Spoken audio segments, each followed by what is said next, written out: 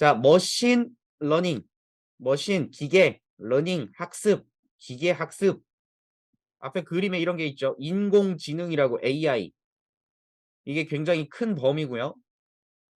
그 안에 머신러닝이 있는 거고 머신러닝 안에 딥러닝이 있는 겁니다.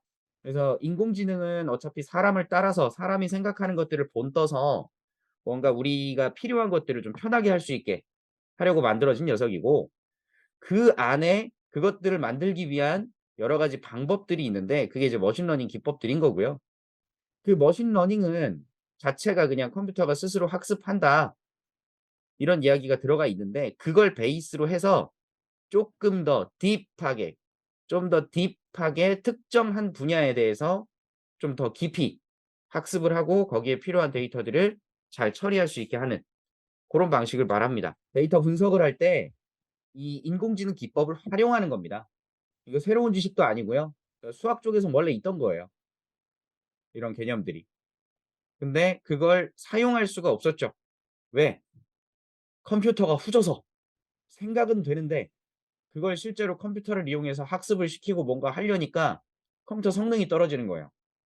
그래서 써먹을 수가 없었고 지금 컴퓨터 하드웨어가 엄청나게 발전을 했잖아요. 솔직히 요새 스마트폰만 봐도 고급형 스마트폰이라고 해서 뭐 특별하게 안 되는 게 없어요. 거의 다 돼요. 진짜 뭐 특정한 고사양의 어떤 프로그램들을 동작시키지 않는 이상 어지간한 스마트폰 다 돌아가잖아요, 뭐든. 그런 것처럼 하드웨어가 원체 좋아지다 보니 그것들이 구현되기 시작한 거죠, 실제로. 자, 어쨌든 기본적으로 데이터가 있어야 됩니다. 데이터를 기반으로 해서 패턴을 학습하고 결과를 예측하기 위한 여러 가지 공식, 방법들의 통칭이 머신러닝이다. 끝. 그래서 이 개념을 여러분은 아실 거예요. 기본적으로 파이썬 갖고 여러분이 프로그램을 만들었다면 어떤 규칙이 있어요. 여러분이 생각을 하겠지. 뭐 어떤 값이 들어오면 그 값을 이용해서 이렇게 하고 저렇게 하고 어떻게 어떻게 하겠다. 이걸 여러분이 코딩하는 거죠. 그럼 거기에 필요한 데이터가 입력이 되면 여러분이 정해 놓은 규칙대로 동작을 해서 결과를 반환하는 것. 이게 기본적인 프로그램의 방식이죠. 근데 이제 머신러닝을 이용하는 거는 약간 시점, 관점이 좀 달라지는 것뿐입니다. 결국 프로그램이에요, 제가 생각할 때는. 그래서 머신러닝은 어차피 머신이라는 건 기계고 기계가 동작하려면 프로그램이 있어야 돼요. 프로그램 뭘로 만들어요? 프로그래밍 언어로 만들어요. 그럼 프로그래밍 언어로 만든다는 건 결국 코딩을 한다는 얘기고 코드는 중간중간에 유기적으로 바뀔 수 없어요. 그렇지 않나요? 여러분이 코드를 작성해 놨는데 이 코드가 실행 중에 변형이 돼. 말이 안 되죠. 정해진 거 돌아가는 겁니다. 결국 프로그램이란 소리예요. 단 그게 동작할 때 주어진 데이터가 있었을 거고 그 데이터와 맞는 답이 있을 거예요. 그래서 이걸 먼저 주는 겁니다, 이걸. 보통 우리가 만든 프로그램은 동작을 위해서 필요한 걸 넣어 주는 건데 얘는 동작을 위해서 준비할 것들을 넣어 주게 됩니다. 코드는 그대로 있는데 그 코드가 동작시킬 대상이 요걸로 준비가 되는 거예요. 이거 이제 학습을 시킨다 이렇게 얘기를 합니다. 머신러닝은 그 여러 가지 이런 머신러닝 알고리즘들이 있을 텐데 그 알고리즘에다가 데이터와 그 데이터를 이해할 수 있는 정답을 같이 넣어서 기억을 시키는 거예요. 알려주는 거죠. 너 이거 이거고 저건 저거고 요건 요거야 라고 데이터로 알려주는 거예요. 그럼 알고리즘에 맞춰서 그 데이터가 학습이 되는 거고 그렇게 학습된 녀석을 가지고 뭐라 그러냐면 머신러닝 모델이라고 불러요. 이걸 모델링이라고 하고요. 그럼 모델이 만들어지고 나면 이게 코딩 끝난 거라고 보시면 돼요. 프로그램이 끝났다. 그리고 나서는 그 모델에 새로운 데이터를 집어넣었을 때 자기가 기억하고 학습하고 있던 내용을 바탕으로 해서 이 새로운 데이터가 무엇인지를 예측하거나 분류하거나 하게 되는 즉 얘가 뭔가를 학습하고 기억하고 있는 상태로 그걸 이용해서 뭔가 결과를 만들어내게끔 이런 녀석이 이제 머신러닝의 기법이 되는 겁니다. 이해 못해도 돼요.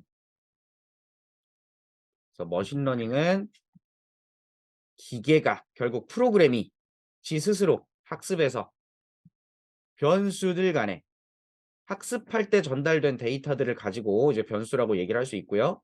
그 변수들 간에 여러 가지 관계, 특성들이 있을 텐데 그걸 파악해 나가는 과정이다라는 겁니다. 그래서 실제로 개념적으로 보면 우리가 지금 학습하고 있죠. 그죠? 우리가 지금 학습하고 있지 않습니까? 이거 학습이 어떻게 이루어지는지를 잘 생각하시면 머신러닝도 똑같아요. 지금 제가 여러분한테 떠드는 내용들이 입력 데이터, 정답 데이터라고 하는 것들이에요. 강사가 지금 여러분한테 막 떠드는 거. 여러분 A는요, B예요. C는요, D예요. 이걸 막 여러분한테 얘기하고 있죠. 그럼 여러분 한 명 한 명이 인간이 아니라 기계라고 생각해봐. 그럼 각자 생각하는 방식이 다 다르지 않아요? 사고하는 방식이? 이게 머신러닝 알고리즘이에요. 다양한 방식들이 있을 거예요. 그러면 강사가 똑같은 얘기를 떠들어도 그걸 이해하는 여러분의 머리는 다 다르게 동작할 거 아니에요. 조금씩은. 개념 이해되죠? 그럼 여러분이 어떻게 학습을 하나 생각해 보면 정답이랑 입력이랑 데이터를 주면 이걸 갖고 여러분이 계속 머릿속에서 학습을 한다고. 아, A가 B라고? 아, B가 C라고? 이걸 여러분이 막 학습을 할 거예요. 그러고 나면 학습된 사람이 만들어져요. 그럼 모델링이 된 겁니다. 머신러닝 학습이 된 모델이 하나 생긴 거야. 그럼 이제 그 모델 갖고 뭐 할 건데? 여러분 학습 왜 해요? 공부 왜 하는 거야? 나중에 그것과 비슷한 것들이 들어오면 그거에 잘 대처할 수 있게 무언가 결과 답을 만들어내려는 거예요. 그렇지 않습니까? 똑같아요. 특별할 게 없어. 그걸 컴퓨터로 할 수 있게 구현해 둔 것들이 있는 거고 여러분이 코딩할 때 그렇게 만들어진 것 갖다가 사용만 하시면 돼요. 목적에 맞게끔. 그래서 어려우면 굉장히 어렵게 공부할 수 있지만 쉬우면 굉장히 쉽게 공부할 수도 있는 게 이쪽 분야입니다. 먹고 사는 건 다른 문제고요. 여튼 사람이 동작되는 사람이 학습하는 그것을 비슷하게 컴퓨터로 구현해 둔 거다. 그러니까 결국 머신러닝이 할 수 있는 것들은 사람이 하기 불편한 거, 사람이 할 수는 있지만 사람이 하기 불편한 거, 그것들을 여기서 시키는 거예요. 이런 것들의 예측, 분류, 그다음에 군집, 그룹을 만드는 거죠. 이런 것들을 한대요. 여러분이 뉴스 같은 거 보면 맨날 무슨 뭐 현상의 그래프 나오고 뭐 지금 현재 뭐 이렇게 증가되고 있는데 앞으로 추세가 어떻게 될 거 그게 다 이거예요. 그게 다. 결국 그 베이스는 통계죠. 그 개념을 기반으로 이제 머신러닝에서 활용을 하는 거죠. 그래서 머신러닝은 종류가 이렇답니다. 지도학습. 이게 이제 예전에 책을 여러 가지 보면 어디서는 교사학습, 비교사학습. 책에 이렇게 번역이 됐더라고요. 요즘에는 거의 대부분 이제 지도학습, 비지도학습, 슈퍼바이즈드, 언슈퍼바이즈드 요런 식으로 이야기가 나오는데 예전에 봤던 어떤 책에서는 교사, 비교사 요거. 일단 크게 세 가지인데 요거는 좀 이야기가 다르고요. 간단하게 지도학습, 비지도학습 요 두 가지만 구분하시면 되고 거의 대부분 이걸로 끝납니다. 머신이 학습을 할 건데 지도학습이라는 것은 문제와 정답을 모두 알려준다. 머신이 있으면 야 이건 개고 이건 고양이야. 이 사진을 만나면 개라고 생각하고 이 사진을 만나면 고양이라고 생각해. 이렇게 학습을 하는 거예요. 지금 여러분 요거 학습된 겁니다. 머릿속에. 그래서 제가 만약에 나중에 요거랑 비슷한 사진 보여주면 여러분 뭐라 그럴 거예요? 개요.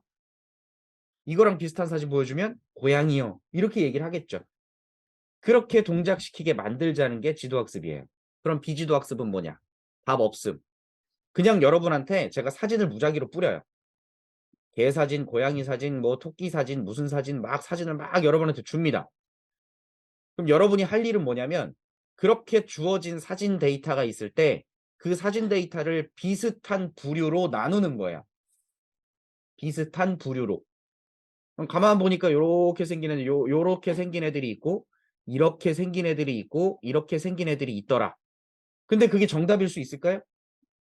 그리고 그렇게 학습한 내용을 가지고 추측하는 것도 사실상 답이 없어.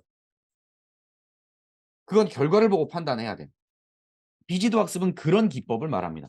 그리고 강화 학습은 그냥 그거예요. 많이 들어보셨죠? 파블로프의 개. 종 딸랑딸랑 울리면 입에서 침이 흐르게 만드는 그게 강화 학습이에요. 자, 어쨌든 그렇고 머신러닝의 종류들이 이렇게 나와 있는 걸 제가 표를 갖다 놨어요.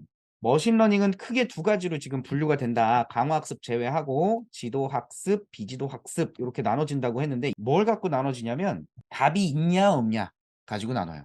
답이 있냐. 내가 어떤 데이터가 있는데 이 데이터가 무엇을 의미하고 있는지 답을 알고 있으면 이걸 갖고 뭔가 머신러닝을 사용하고 싶다 그러면 지도학습 쪽으로 가시는 거고 내가 데이터를 막 수집해서 모으긴 했는데 대체 이놈이 뭐 하는 건지 모르겠어. 이 데이터를 갖고 내가 뭘 해낼지 모르겠어. 그러면 그 데이터를 갖고 좀 분류해내는데 이 군집, 비지도 학습을 활용할 수가 있습니다. 얘는 답이 없다. 이게 지금 목표 변수라고 표현됐는데 용어가 되게 복잡해요. 되게 많아요. 같은 의미의 용어인데 여러 말로 다양하게 막 쓰는 경우들이 많아서 이게 정답을 말합니다. 정답. 정답 데이터가 있냐 없냐. Y, 타겟 뭐 이렇게 얘기해요. 그리고 지도 학습은 또 두 가지로 나눠지는데 예측 이게 이제 추정이 아니라 회귀 보통 이제 회귀 통계에서 얘기하는 회귀라고 얘기를 해요. 분류 요 두 가지로 나눠지는데 이건 뭘 보고 나눠지냐면 이 정답이라고 할 수 있는 데이터가 수치형이에요. 수치형이라는 건 숫자 연속된 숫자의 형태를 띈다. 그러면 회귀 분석을 하게 되고요. 예를 들어 날씨에서도 기온 같은 걸 예측하는 거 그럼 수치가 되겠죠. 그 다음에 정답이 범주형이다. 개냐 고양이냐? 이게 동물 10가지 종류 중에 무슨 동물을 이야기하는 거냐? 이런 걸 찾아낼 수 있는 방식. 그건 정답이 숫자가 아니잖아요. 정답이 수치 형태가 아닐 때는 이제 분류로 간다. 그리고 여기 뒤쪽에 써놓은 것들은 다양한 알고리즘들이에요. 이게 다 알고리즘이에요.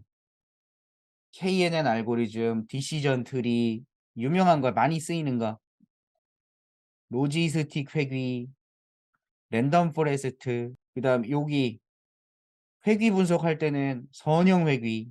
보통 이제 클래스 이름들이 분류하는 건 클래시피케이션이라고 써 있고 회귀하는 건 리그리션이라고 써 있어요. 보통 이름이 그래요. 그거 보고 판단하시면 되고 저것들을 구현하는데 그 통계 알고리즘들이 다 들어가 있는 겁니다. 저걸 만드는데 여러분이 만들 일이 없고 만들어져 있어요. 저 만들어져 있는 애한테서 여러분이 필요한 걸 얻어내시기만 하면 됩니다. 그래서 수학을 안 해도 된다는 거야.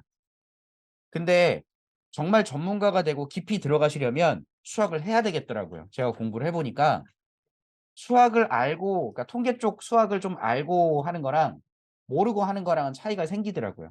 그건 제가 느끼는 거예요. 그래서 수학을 공부하고 싶어지고 막 그러는 걸 제가 느껴서 기본적으로는 수학을 안 해도 돼. 시작할 수는 있어요. 근데 멀리 보고 좀 더 길게 가신다면 수학을 추가해서 공부를 하셔야 되는 게 맞는 것 같아요. 나중에. 그러니까 지금은 수학에 대한 부담은 내려놓으시고 전 수학 얘기 못하니까. 자 어쨌든 이렇게 나눠진다는 거 기억할 건 이거밖에 없어요. 머신러닝 알고리즘은 두 가지로 크게 나눠진다. 지도학습, 비지도학습.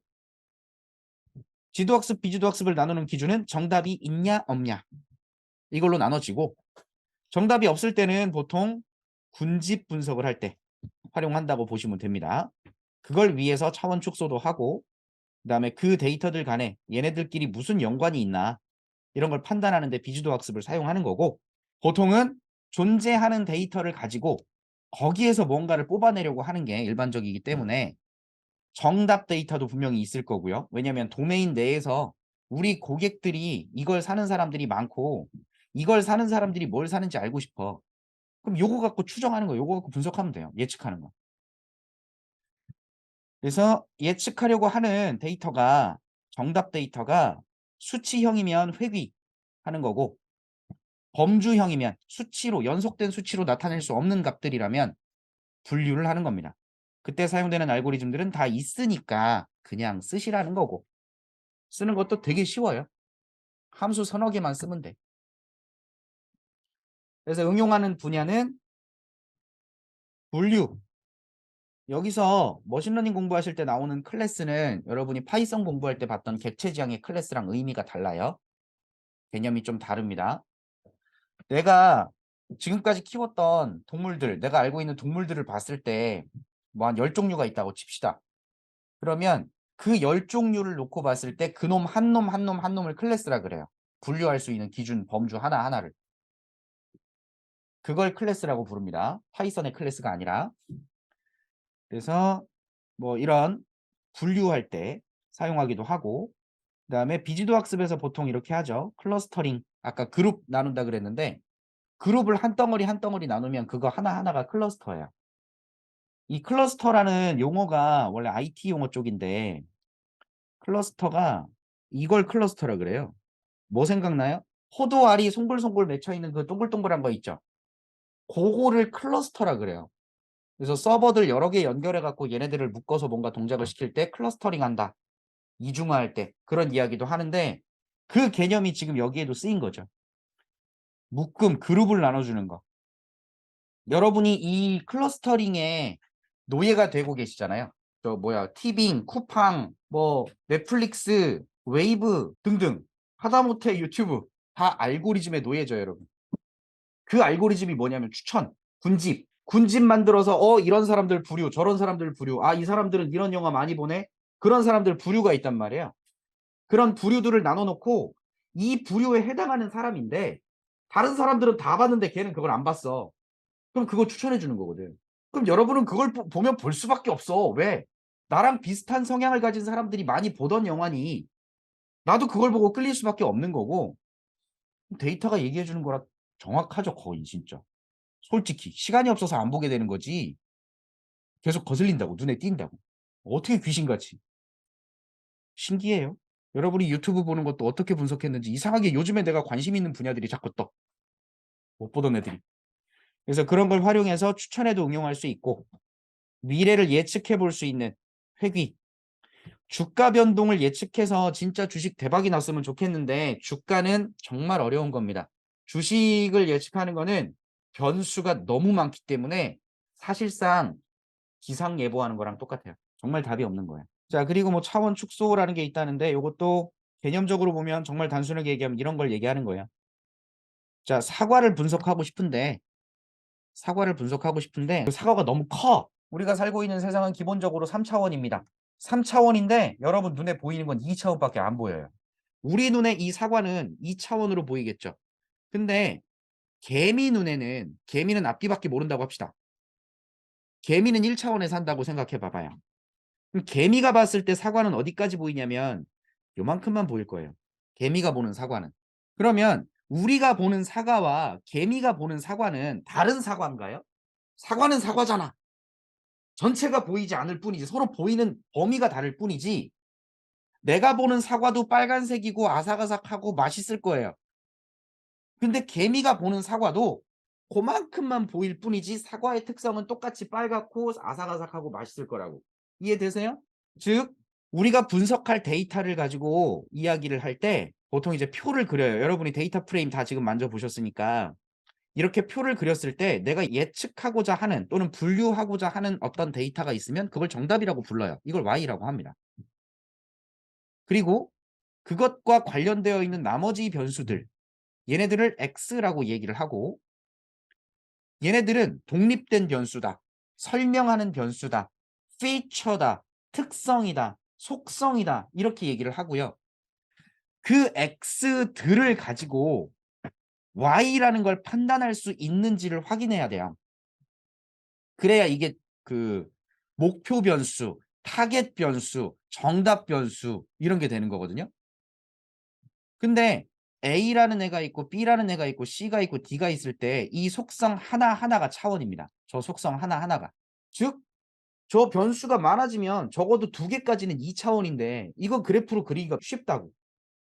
근데 3차원, 저 속성 개수가 점점 늘어나면 늘어날수록 차원이 늘어나는 거여서 저 개수가 많아지면 진짜 100차원, 만차원, 10만 차원 이렇게 늘어난단 말이에요. 뭐 4차원 이런 거라고 생각해 봤을 때라도 그 4차원 데이터를 어떻게 그림으로 표현할까? 표현이 안 돼. 상상도 안 되고. 그래서 차원을 얘네들 데이터를 묶어서 전체 사과인데 우리가 개미인 것 마냥 얘네들을 좀 축소시켜서 그 특성을 그대로 유지한 상태로 마치 요만큼만 볼 수 있게 만드는 그런 걸 차원 축소라고 불러요.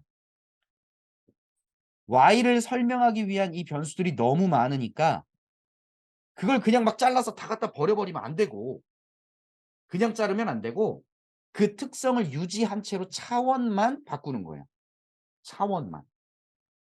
그걸 이제 차원 축소라고 합니다. 개념만 아시면 돼요. 머신러닝 모델링이라고 하는 것이 데이터를 가지고 어떤 알고리즘을 학습을 시켜서 그걸 알고 있도록 한 녀석, 요걸 만드는 작업. 그래야 얘한테 새로운 데이터를 줬을 때 지가 알고 있는 내용을 바탕으로 해서 뭐다. 이걸 만드는 작업이 모델링이에요. 그럼 그걸 어떻게 만드냐?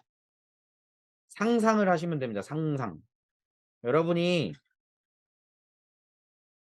사람 하나 학습시킨다고 생각하시면 돼요. 그냥 편하게. 그래서 얘를 만드는 게 모델링이고 자, 데이터가 있어요.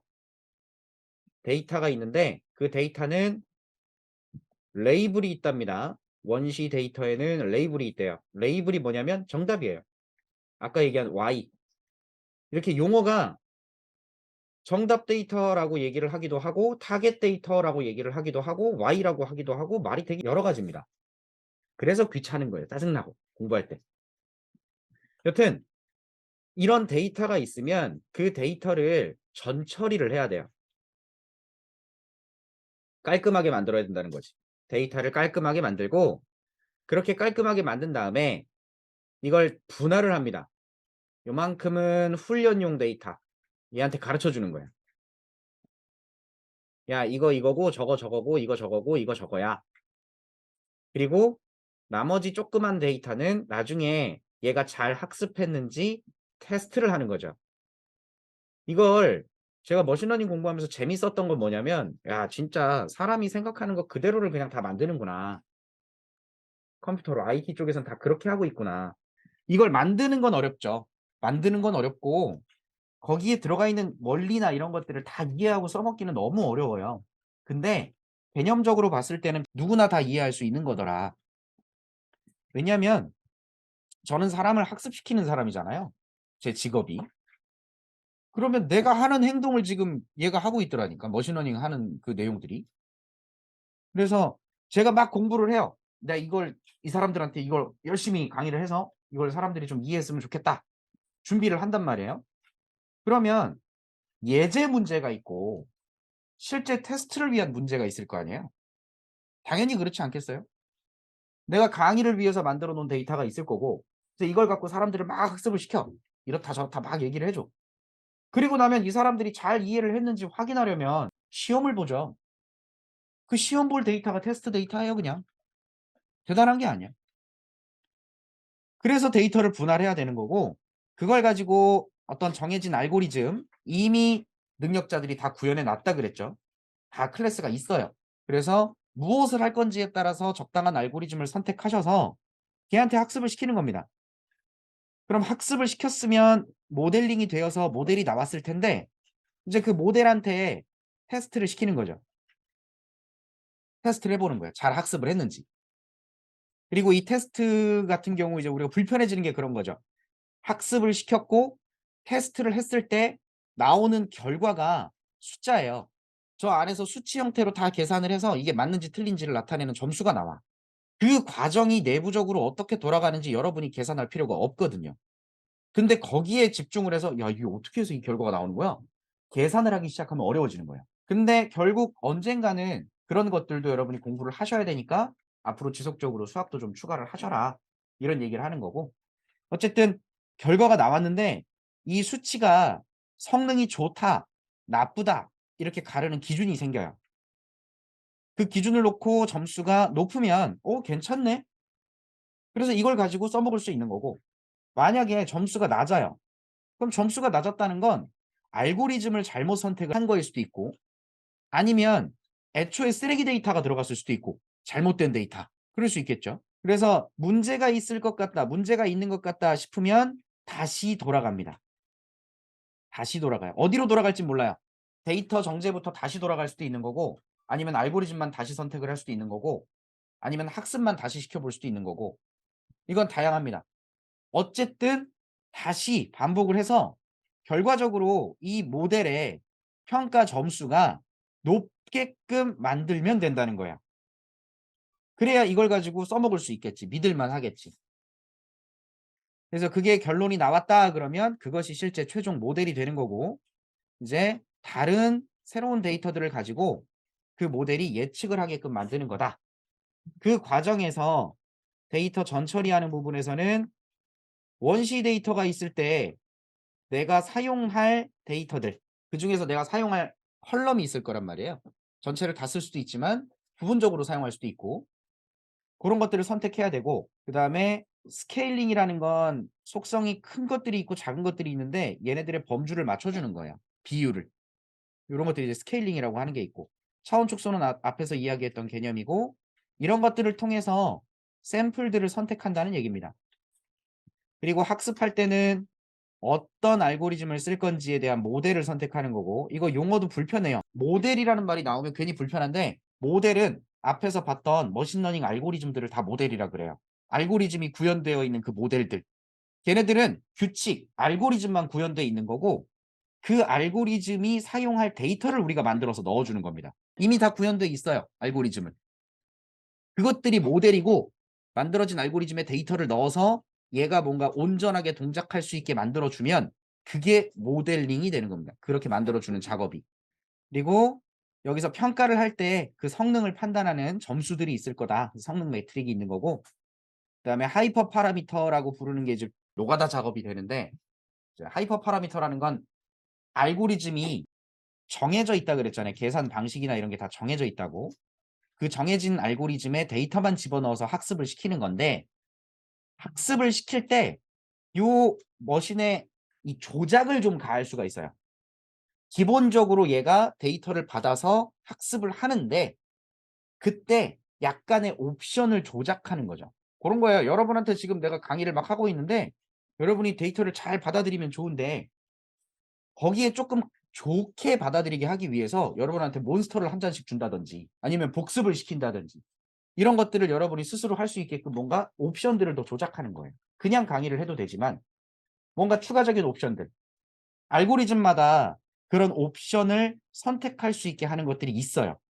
약간의 조작을 가할 수 있게 해주는 파라미터들이 있거든요. 그런 것들을 조작하는 걸 하이퍼 파라미터 최적화, 하이퍼 파라미터 튜닝 이렇게 이야기를 합니다. 이게 뭐 대단한 게 아니에요. 그냥 수치값 바꿔주는 겁니다.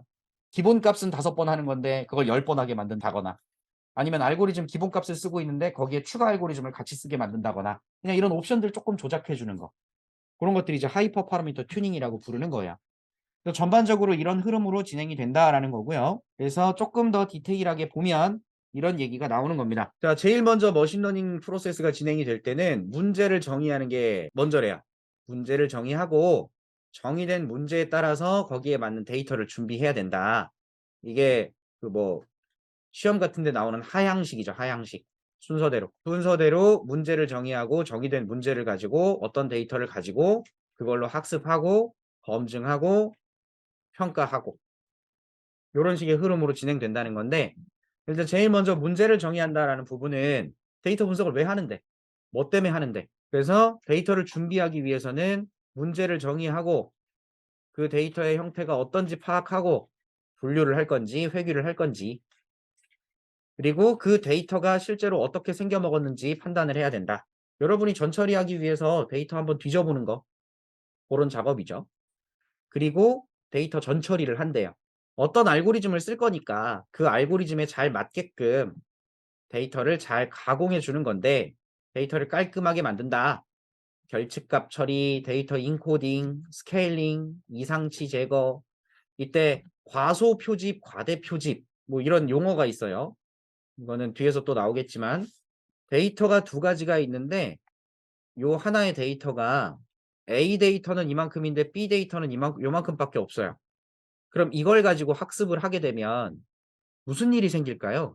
얘네 두 개를 가지고 학습을 해서 뭔가 동작을 해야 된다면 A의 영향이 크지 않겠어요? A 샘플이 많고 B 샘플이 적어요. 이 상태로 그대로 학습을 하게 되면 당연히 많은 샘플을 갖고 있는 이 값이 영향을 많이 주겠죠, 결과에. 그래서 데이터가 어떤 건 많고 어떤 건 적어요. 그러면 과소 표집, 과대 표집이라는 걸 쓴대요. 많은 양을 줄여준다거나 아니면 작은 애를 늘려요. 이만큼을 요 데이터를 기반으로 해서 늘리는 거예요. 단순히 복사를 하든 아니면 다른 수치값으로 계산을 해서 비슷한 것들을 좀 만들어내듯. 그래서 밸런스를 맞춰주는 거. 그 다음에 실제로 내가 준비해 놓은 데이터에 이런저런 작업들을 다 했는데 그것만 가지고 좀 불편하고 어떤 데이터 하나가 좀 더 있었으면 좋겠다. 얘네들을 이용해서 뭔가 다른 의미를 가질 수 있게끔 또 다른 데이터를 추출해낼 수도 있습니다. 그러니까 파생 변수라는 게 만들어질 수 있어요. 이 파생 변수는 그런 겁니다. 데이터 인코딩하고 그러다 보면 기존에 들어있는 데이터, 예를 들어 날짜 데이터가 있어요. 이 날짜 데이터가 년, 월, 일로 들어가 있어. 근데 연, 월, 일 한 번에 쓰는 게 아니라 나는 월만 보고 싶기도 하고 년만 보고 싶기도 하고 이렇게 따로따로 빼서 보고 싶은 거죠. 그러면 그 년, 월, 일을 분리해서 새로운 컬럼이 추가될 수 있잖아요. 연도가 들어가는 컬럼, 월이 들어가는 컬럼, 일이 들어가는 컬럼. 이런 식으로 컬럼이 더 추가될 수도 있겠죠. 이런 게 이제 파생 변수인 거예요. 기존의 데이터를 통해서 파생되어진 변수들. 이런 게 만들어질 수 있는 겁니다. 그래서 결과적으로 그 안에서 분석에 필요한 속성을 선택하고 추출하고 가공하는 거다. 이게 데이터 전처리다. 그리고 나면 학습하기 위해서 이런 식으로 전체 데이터를 분할하게 됩니다. 전체 데이터가 있으면 그 전체 데이터를 보통 7대3 또는 8대2 뭐 요 정도로 나눠요. 그리고 이 앞에 있는 애들은 훈련 세트. 그걸 갖다가 모델에 학습을 시키는 거죠. 그다음 학습이 잘 됐는지 확인하기 위해서 나누어 놨던 쪼개 놨던 요 테스트 데이터 요걸 이용해서 예측을 해요.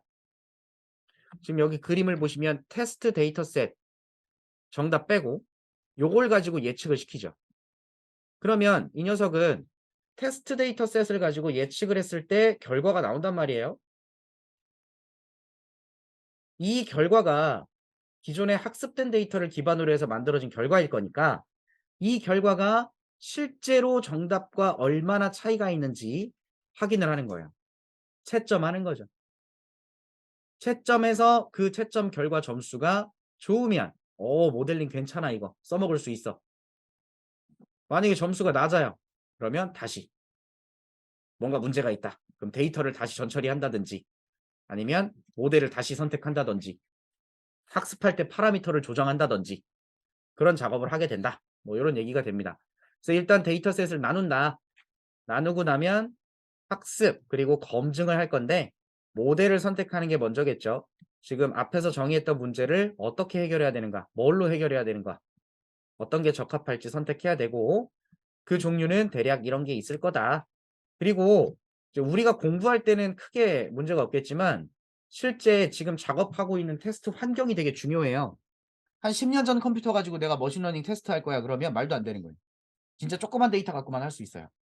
성능, 실제 작업하기 위한 컴퓨터의 성능 이게 중요하다는 거지.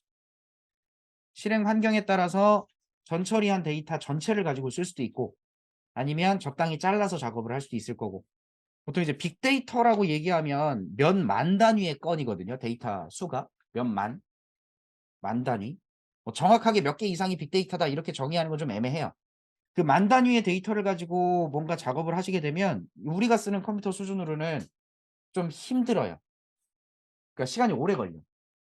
또는 최악의 상황에선 뻗을 수도 있어요, 컴퓨터가. 메모리가 작아서, 책상이 작아서. 그래서 어느 정도 모델을 선택할 때도 알고리즘이 동작할 때 많은 자원을 필요로 하는지 그런 것도 생각을 하게 됩니다. 그러다 보니까 연구하시는 분들이나 실제 분석하는 컴퓨터들은 뭐 500만 원, 1000만 원 우습죠. 실제로 컴퓨터 한 대 갖고 안 돼서 병렬로 컴퓨터 여러 대 만들기도 하고 그래요. 작업을 크게 하는 사람들은. 우리가 학습할 때는 그 정도까지는 필요 없으니까 지금 당장 막 그러지 마시고 자, 그러면 모델을 선택해서 작업을 할 건데 하이퍼 파라미터라는 게 있다고 했죠. 모델마다 가지는 약간 조작할 수 있는 여지가 있거든요. 모델이. 그 여지를 좀 조절하는 거예요. 그래서 여러 가지 형태로 조절을 해서 다양하게 테스트를 해봐야 됩니다. 왜? 점수가 높아야 좋은 거니까. 우리가 보통 놀이기구를 탈 때 사고 확률이 0.2%뭐 이렇게 된다. 그러면 솔직히 자동차를 타는 것도 사고 확률이 있고 비행기를 타는 것도 사고 확률이 있죠. 무조건 사고 확률이 있어요. 근데 이 사고 확률이 낮은 게 어쨌든 좋은 거 아닙니까? 아니 0.2%니까 나는 사고 안 날 거야 보장할 수 있어요? 아니잖아. 비록 사고 날 확률이 0.2%라고 하더라도 내가 그 0.2%에 걸리면 내 입장에선 100%예요. 그래서 평가 점수도 높으면 높을수록 좋은 겁니다. 그러기 위해서 그 여지, 모델에 대한 하이퍼 파라미터를 조금씩 조작을 해서 테스트를 해봐야 알아요. 보통 통계니 뭐니 뭐 이런 거 공부할 때 보면 수식으로 설명을 하죠. X가 어쩌고 저쩌고 막 수식으로 설명을 해요. 수식으로 설명한 것을 실제 눈으로 보려면 계산을 해야 되거든요. 원리, 패턴 이런 건 수식으로 말할 수는 있어요. 근데 그게 실제로 그런지 확인하려면 계산을 해야 되거든. 옛날엔 그걸 못 했다고요. 근데 지금은 컴퓨터가 그걸 해줄 수 있다고. 그래서 우리가 머신러닝을 써먹는 거니까 테스트를 해보지도 않고 실제로 동작시켜보지 않고 결과가 이럴 것이다 라고 판단할 수가 없어요. 그래서 저 파라미터를 조정하면서 계속 테스트를 하는 겁니다. 노가다예요, 노가다. 실제로. 데이터 양이 많고 알고리즘 특징에 따라서 좀 학습이 좀 오래 걸리는 애들이라면 하이퍼 파라미터를 조정을 해서 테스트 하나하나 돌릴 때마다 하루가 지나가고 그럴 수 있어요. 오늘 A 알고리즘 가지고 하이퍼 파라미터 두 가지로 테스트. 컴퓨터 2대 있어갖고 2대로 테스트를 한대. 테스트 시작. 그럼 학습을 막 할 거예요. 학습하는데 하루가 걸려요. 학습 시켜놓고 나는 이제 다른 거 하는 거지. 다른 작업 해야겠지. 회사에서 놀 수는 없고 학습은 돌아가고 있고 나는 이제 작업할 거 하고 또는 집에 퇴근하기 전에 돌려놓고 퇴근. 그럼 컴퓨터는 밤새 일하겠지. 다음날 아침에 와서 결과 보고 점수 확인하고 여러분의 미래입니다. 그래서 이 테스트 결과들을 묶어서 저장을 해요. 그리고 그걸 가지고 분석을 해서 어떤 게 가장 좋겠다 그럼 그걸 가지고 이제 모델을 계속 학습을 시키는 거죠. 그래서 최적 모델, 여러분이 해결할 문제에 대한 최적 모델이 있을 거고 그거에 대한 평가 지표라는 게 있을 겁니다. 그 모델은 이렇게 평가했을 때 이런 점수가 나오면 좋은 거, 그 점수가 나오지 못하면 안 좋은 거, 이런 지표가 있다는 거예요. 자, 그러면 학습 검증 쭉 끝났으면 그걸 활용해서 실제 데이터를 갖고 예측을 해보는 거죠. 이게 뭐 테스트 데이터가 될 수도 있고 새로운 데이터가 될 수도 있고요. 예측을 하게 된다. 그리고 예측을 했을 때 그 예측에 대한 평가 지표에 따라서 그 모델이 정말 타당한가 이런 걸 검증하는 작업이 진행이 된다는 겁니다. 이게 굉장히 크게 봤을 때는 용어들이 막 있고 그래서 불편하긴 한데 앞서서 제가 이야기했던 사람이 학습하는 거랑 똑같지 않냐 이거예요. 그래서 파이썬을 가지고 놀 때 이제 scikit-learn이라는 라이브러리가 있습니다. 이게 엄청 유명하죠. 그냥 머신러닝 한다 그러면 scikit-learn 쓰는 거예요. 그냥 그게 다예요. 그래서 지도 학습을 할 때 어떻게 진행을 할 거냐. 이게 답니다. 모델 객체 생성하고 그 모델에 학습시키고 학습한 내용 가지고 이제 모델을 예측해 보고 실제 결과를 그 예측 결과가 어떤지 평가 점수 확인해 보고 여러분이 머신러닝 하는 건 이거밖에 없어요. 이게 다예요. 진심. 이것만 하면 돼.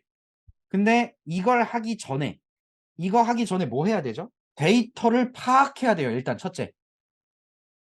데이터 준비가 된다는 건 당연히 뭐 크롤링도 방법인 거고 아니면 회사에 저장된 데이터베이스에서 긁어오는 것도 방법인 거고 데이터를 준비하는 건 당연히 해야 되는 건데 데이터를 준비했으면 그 데이터를 여기다 써먹을 수 있게끔 전처리를 해야 돼.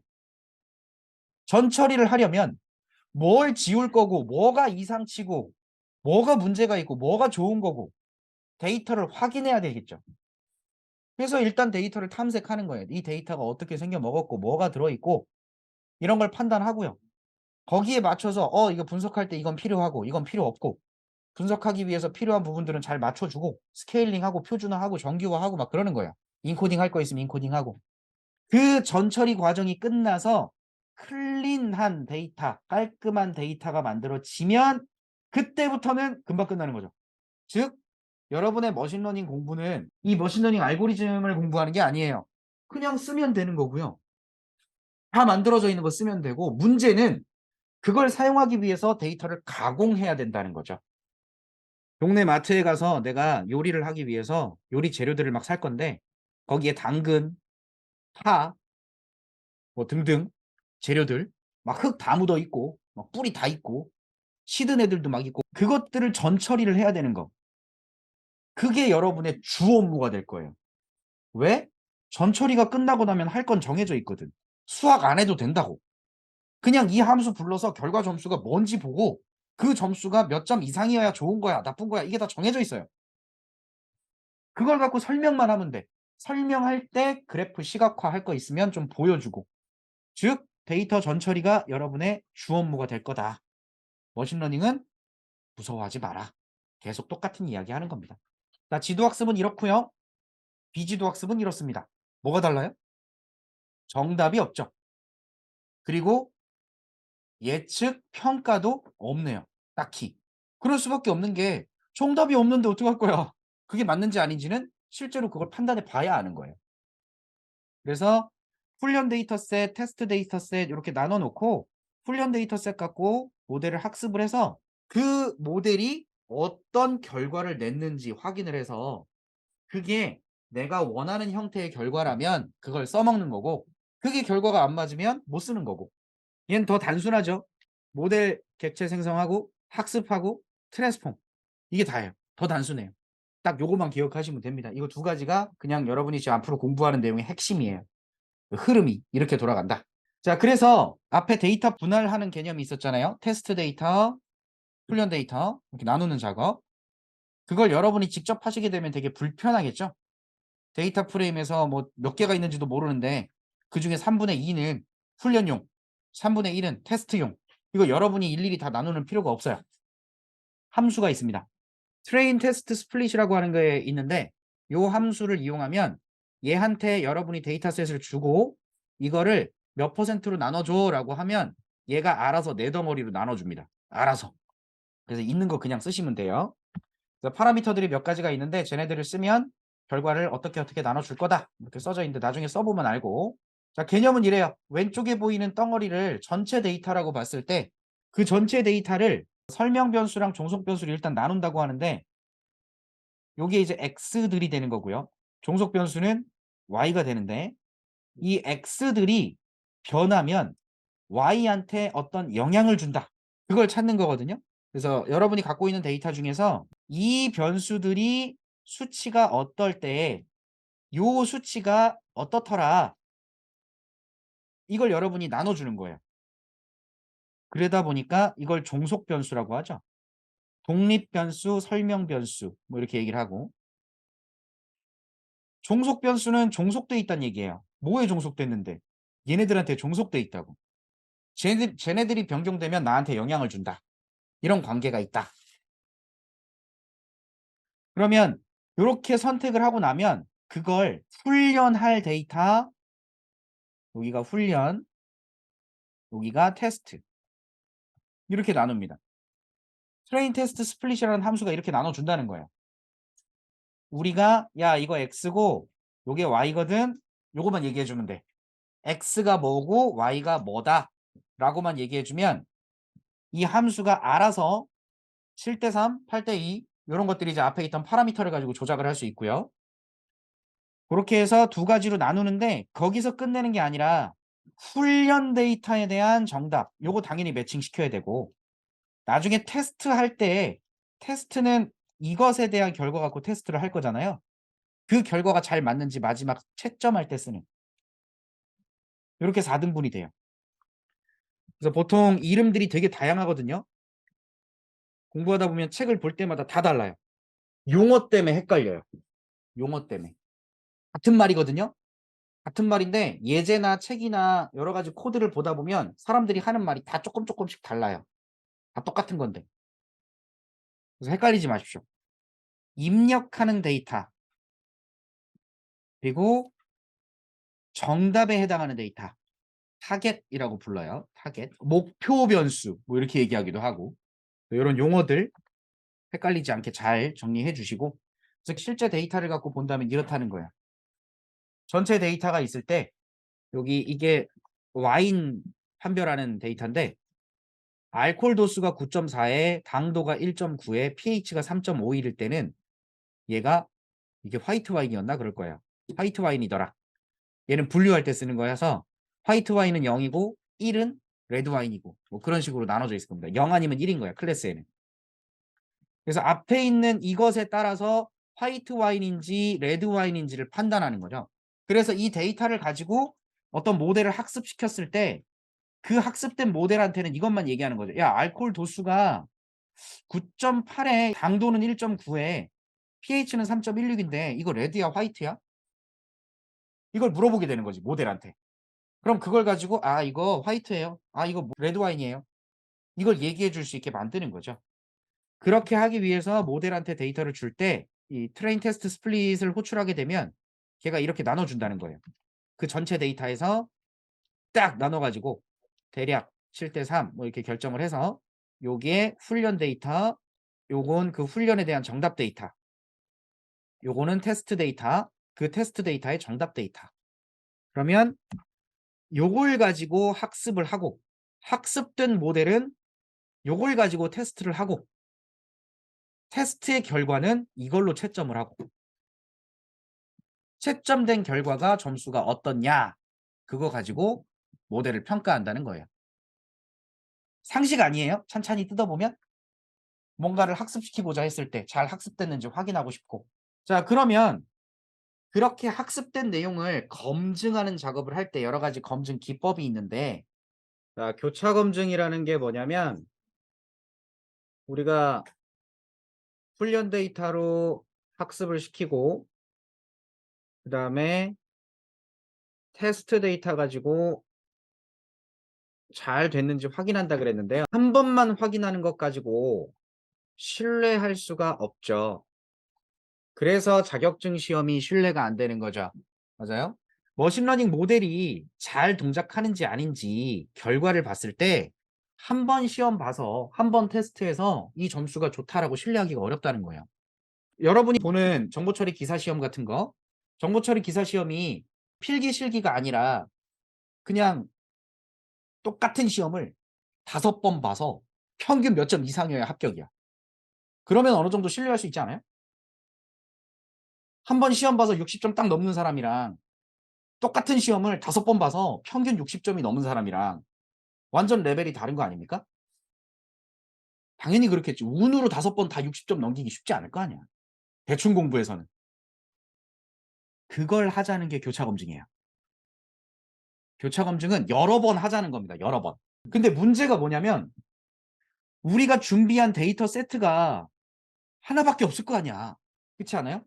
데이터 세트가 100개짜리 데이터가 들어있는 게 하나 있어요. 그럼 이걸 가지고 70개는 훈련에 쓰고 30개는 테스트에 쓴다고요. 이렇게 해서 한 번에 끝내버리면 믿을 수 있겠냐 이거지. 못 믿겠다 이거야. 그럼 더 신뢰할 수 있게 하려면 다시 한번 해보고 싶은데 다시 하려면 똑같은 데이터로 똑같은 짓거리 다시 해봤자 똑같은 점수 나오는 거 아닙니까? 그러니까 다른 데이터가 있었으면 좋겠는데 다른 데이터를 구하는 건 쉽지 않고 그래서 기존에 갖고 있는 데이터를 가지고요. 훈련 데이터와 테스트 데이터로만 나누는 게 아니라 그 안에서 일정 부분을 검증용 데이터로 따로 빼요. 그리고 이 테스트 데이터는 여러 번 사용하지 않고 딱 한 번 마지막에만 사용합니다. 즉 테스트 데이터를 하나 더 만들었다고 생각하시면 돼요. 그래서 얘로 훈련하고 요걸로 점수를 만들어 보는 거죠. 그렇게 만든 점수를 가지고 얘를 갖고 테스트해서 또 한 번 확인을 하는 겁니다. 근데 이걸 한 번 하면 더 못 믿겠다. 한 번 하면 못 믿겠다. 그래서 여러 번 해야 되는데 그 여러 번 하는 방법이 홀드아웃 기법, K폴드, 스트레치파이 K폴드 뭐 이런 게 있는 거예요. 어떻게 할 건데? 홀드아웃. 전체 데이터에서 요만큼을 뽑아갖고 검증용으로 써갖고 테스트를 하도록 하고 마지막으로 요거 갖다 한번 테스트해서 어떻다 마무리를 짓는 거예요. 이 테스트 데이터는 수능 시험, 앞에 검증 데이터는 모의고사, 수능이랑 비슷한 모의고사들을 계속 만들어가지고 여러 번 해보는 거지. 이런 방식이 있는 거고요. K폴드 가장 많이 활용하는 방식이고요. 거의 대부분 그냥 K폴드 써요. 네, K폴드 방식은 여러 번 작업을 할 건데 검증 데이터를 딱 정확하게 요만큼 5개로 딱 나눠요. 전체 데이터에서 요거는 훈련용, 요거는 검증용. 전체 데이터에서 다시 요렇게 나눠가지고 여기는 검증용, 나머지는 훈련용. 이렇게 구간을 분할을 해서 그걸 이용해가지고 각각의 모델을 테스트해보고 얘도 해보고 얘도 해보고 얘도 해보고 얘도 해보고 5가지를 해봐가지고 나온 점수가 있으면 그 점수를 갖고 그냥 평균을 내서 평가지표로 사용하자. 뭐 이런 얘기가 됩니다. 이거는 개념적으로 알고 계시면 돼요. 여러분이 저거 분할해가지고 뭐 하고 그러는 게 아니라 함수한테 전달해주면 지가 알아서 나눠갖고 그렇게 테스트한다는 거예요. 그리고 이때 문제가 되는 건 이런 거예요. 내가 뭔가 분류를 할 건데 고양이 데이터가 엄청 많고 개 데이터가 작아요. 이걸 가지고 검증 세트를 만들면 어떤 때는 검증이 요만큼만 포함될 수도 있겠지. 검증 데이터가. 개에 대한 검증은 없어. 그렇지 않을까요? 비율이 안 맞으면. 그러면 이 검증 세트를 만들 때 비율을 똑같이 만드는 거야. 비율에 맞춰서. 그렇게 해주는 걸 스트래티파이드 K폴드라고 얘기를 하는 거고 역시 이것도 함수가 알아서 하는 겁니다. 이런 상황에 그런 일이 생길 수 있다는 거예요. 정상적인 데이터가 대부분이고 비정상적인 데이터가 되게 일부분이면 그런 경우에 사기인지 아닌지를 판별하고 싶어. 검증을 하려고 했을 사기 경우도 포함이 돼 있어야 사기인지 판단할 수 있는 검증이 되겠죠. 근데 잘못 샘플링을 하게 되면 사기 데이터 하나도 없이 사기가 아닌 정상거래 데이터만 가지고 검증을 하게 되면 사기를 판단할 수가 없겠죠. 그래서 알아서 비율을 맞춰서 K폴드를 작업해주는 그 녀석이 이 스트래티파이드 K폴드라는 거예요. 그리고 이런 작업은 크로스벨 스코어라고 하는 녀석을 통해서 쉽게 진행할 수 있습니다. 그냥 함수에다 넣어주시면 돼요. 주요 파라미터 기억하시면 이렇게 되겠습니다. 에스티메이터, 요게 알고리즘, 어떤 알고리즘을 어떤 데이터로 어떤 정답 해서 넣어주시면 교차 검증 횟수 몇 번 할 건지 이게 폴드 수예요. 아까 기본값이 5폴드거든요. 이걸 10폴드로 바꾸면 10개의 검증 세트를 구분하는 거죠. 그래서 이 정도 써서 얘를 가지고 점수를 판단하시면 얘가 알아서 마지막 평가 점수까지 내줍니다. 그 점수 보고 그냥 쓰시면 돼요. 그렇다라는 거 아시면 되는 거죠. 그래서 머신러닝 용어들이 뒤쪽으로 쭉 이제 소개가 되는데 자주 나오는 용어들 기본적으로 아셨으면 하는 용어들이 쭉 써져 있어요. 지도 학습 다 알고 있죠? 정답이 포함된 거. 비지도 학습 정답 없는 거. 그래서 지도 학습은 회귀나 분류에 사용이 되고 비지도 학습은 보통 군집 분석에 활용이 된다. 그래서 회귀는 뭐 하는 건데 하나 단순 회귀 또는 그 이상 다중 회귀, 독립 변수, 설명 변수, X 변수들을 이용해서 연속적인 숫자로 이루어진 결과, 종속 변수, Y 변수, 정답 변수, 타겟 변수 이것을 예측하는 겁니다. 그래서 보통 주식 가격이나 관객의 수나 연봉이나 뭐 이런 것들을 예측할 수 있겠다. 수치죠, 수치. 이런 때 사용하는 게 회귀 분석이고 분류는 데이터셋에 들어있는 어떤 컬럼 하나가 여기에 개가 들어있고 고양이가 들어있어요. 개, 고양이, 개고, 개고, 고개, 고개, 고개, 고개 막 이렇게 들어있어. 그럼 그걸 하나하나를 클래스라고 부르는 거예요. 개 클래스, 고양이 클래스. 그 중에 어떤 녀석인지를 예측한다. 그러면 얘를 예측하기 위해서 필요한 데이터들이 앞에 있겠지. 크기가 어떻고 색깔이 어떻고 뭐 울음소리가 어떻고 뭐 귀 모양이 어떻고 뭐 여러 가지 특징들이 있을 거 아니에요. 그런 특징들이 무엇이냐에 따라서 그건 고양이더라. 그건 개더라. 뭐 이럴 수 있잖아요. 이런 걸 판단하는 거. 이게 수치입니까? 개, 고양이가? 아니지. 요런 때는 분류를 쓴다. 이진 판별이라는 게 있고 두 개의 범주. 지금 개고양이 같은 느낌. 다중 분류 3개 이상. 요런 걸 나눌 때도 사용을 할 수 있다라는 겁니다. 자, 그리고 아까 앞에서 과대 표집, 과소 표집, 표집, 수집하는 내용을 나왔는데 표본을 수집하는 그 내용이 나왔었는데 요거는 머신러닝이 학습했을 때 결과를 갖고 이야기하는 거예요. 학습을 했는데 모델이 학습한 데이터가 있는데 잘 모델링이 됐는데 너무 데이터가 적어. 그래서 판단이 안 돼. 여러분이 음식을 먹어봤는데 예를 들어 떡볶이를 먹어요. 떡볶이의 맛을 판단하고 싶어요. 근데 살면서 내가 떡볶이를 2번밖에 안 먹어봤어. 그럼 새로운 떡볶이를 먹었을 때 이게 맛있는 떡볶이인지 맛없는 떡볶이인지 판단이 되겠어요? 실제로는 되겠지만 수치적으로 봤을 때 표본이 적으니까 결과를 나타내는 것도 신뢰도가 떨어질 수밖에 없겠죠. 잘 못 맞춘다는 얘기예요. 데이터가 너무 적어서 못 맞춘다. 그러면 과소적합이다라고 얘기를 합니다. 반면에 시험에 많이 빗대서 이야기를 하거든요. 여러분이 뭐 중간고사, 기말고사 시험을 봐야 돼요. 근데 중간고사 시험 문제랑 똑같은 문제를 풀 수 있도록 학습을 했어요. 그러면 중간고사 시험 보면 100점 맞겠죠? 맞아요? 훈련을 중간고사 시험 문제 갖고 훈련을 했다고. 그걸 가지고 나중에 중간고사 시험을 봐요. 아, 무조건 맞춰야지. 공부 다 했는데. 100%겠지. 문제는 뭐냐? 그렇게 학습을 했으면 다른 학교의 중간고사 시험 문제지를 갖다 주면 뭔 소리인지 하나도 못 알아먹어요. 똑같이 중간고사인데 내가 아는 문제랑 다른 문제가 들어왔을 때 그것에 대해서 판단을 못 한다는 얘기죠. 과대 적합. 훈련 데이터에 너무 적합하다. 훈련 데이터에는 너무 정답을 잘 맞추는데 새로운 게 들어오면 애가 아무것도 못해. 경험이 적다. 실제 상황에선 그럴 수도 있겠네요.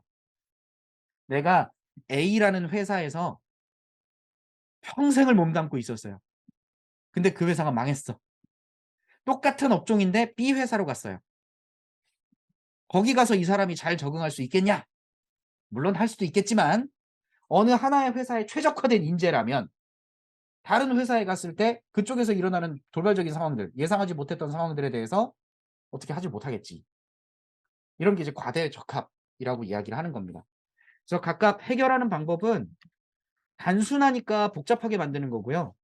너무 한쪽에 치우쳤으니까 훈련 데이터의 양을 증가시키거나 아니면 다른 규제를 좀 줘서 제약을 좀 줘서 덜 맞추게 하는 거예요. 제약이라는 건 쉽게 생각하면 이런 겁니다.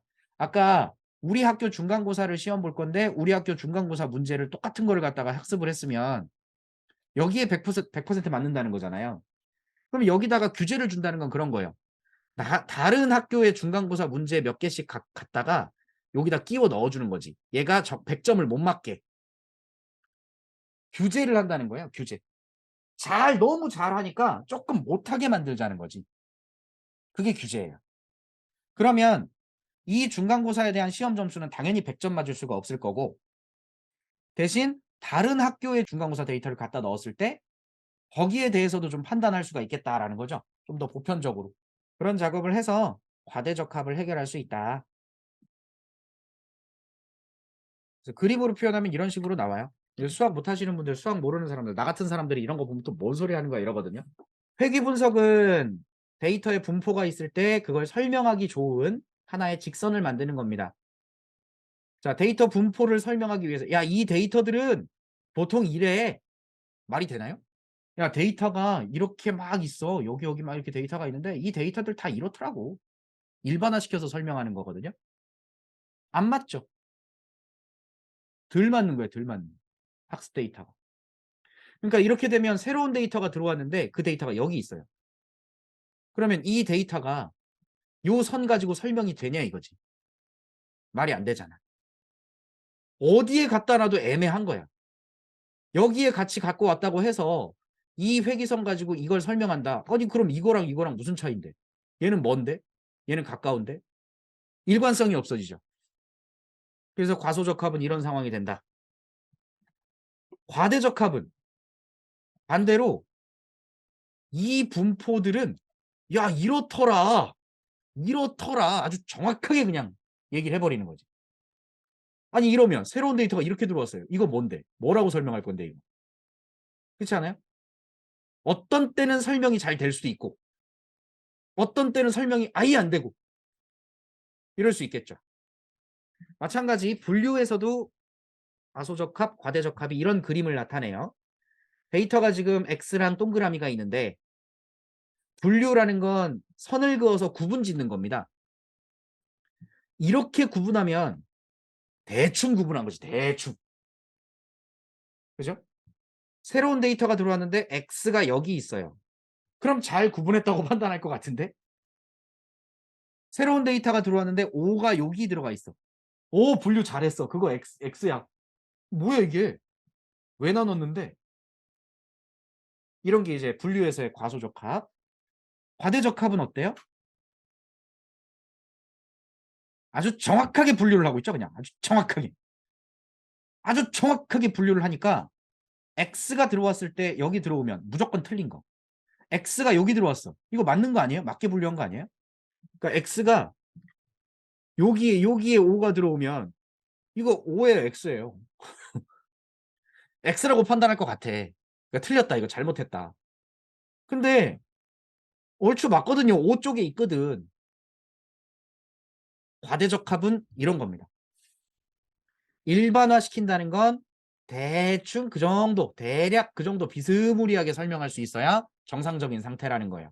분류도 마찬가지. 요렇게 대충 나누면, 요렇게 적당히 나누면 대부분 이쪽이 오고 대부분 요 수치가 X다. 만약에 여기에 X가 들어오면 이건 좀 예외적인 사항으로 틀릴 수 있는 거고 틀렸다고 분류할 거고 이게 사람도 똑같지 않나요? 개랑 고양이를 분류하는데 사람도 명확하게 분류 못해요. 가끔 한두 개씩 틀려요. 그게 정상이지. 그렇게 만들자는 거예요. 머신러닝은.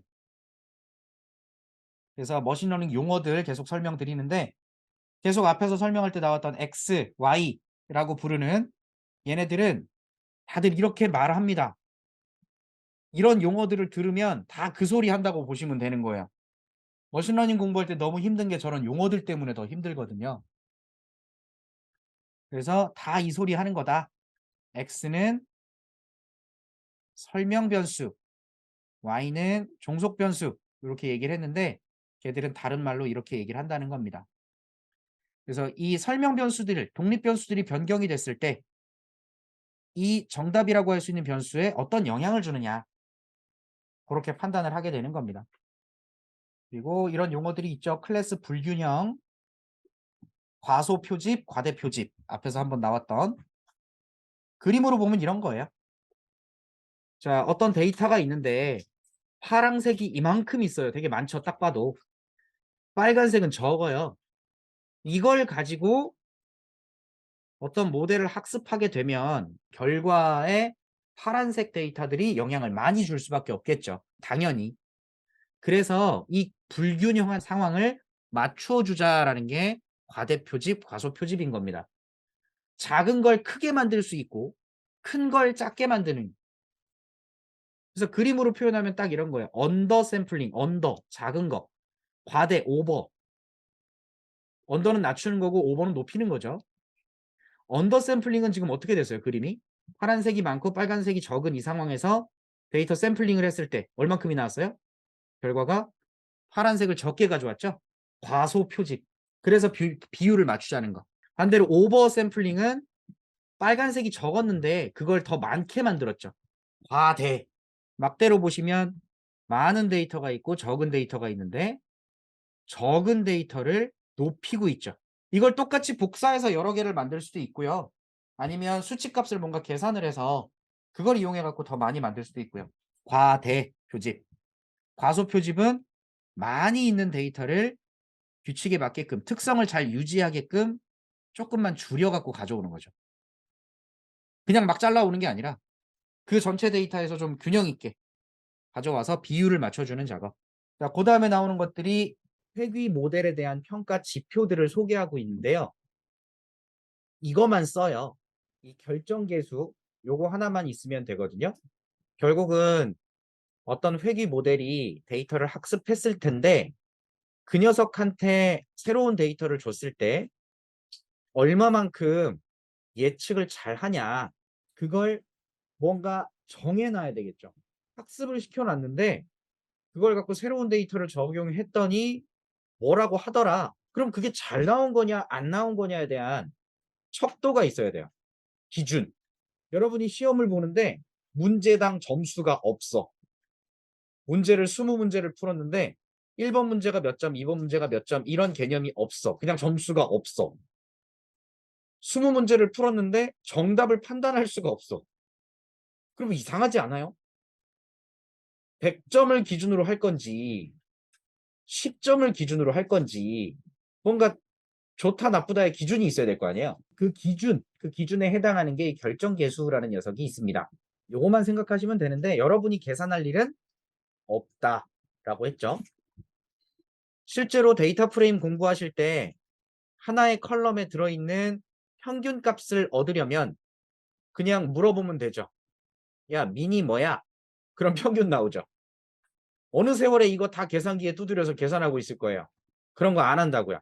그래서 회귀 모델을 여러분이 만들었을 때 그 모델이 얼만큼 좋은가, 얼마나 잘 학습해서 새로운 데이터에 대한 예측을 잘 하는가, 그걸 평가하는 지표들이 이런 게 있다라는 겁니다.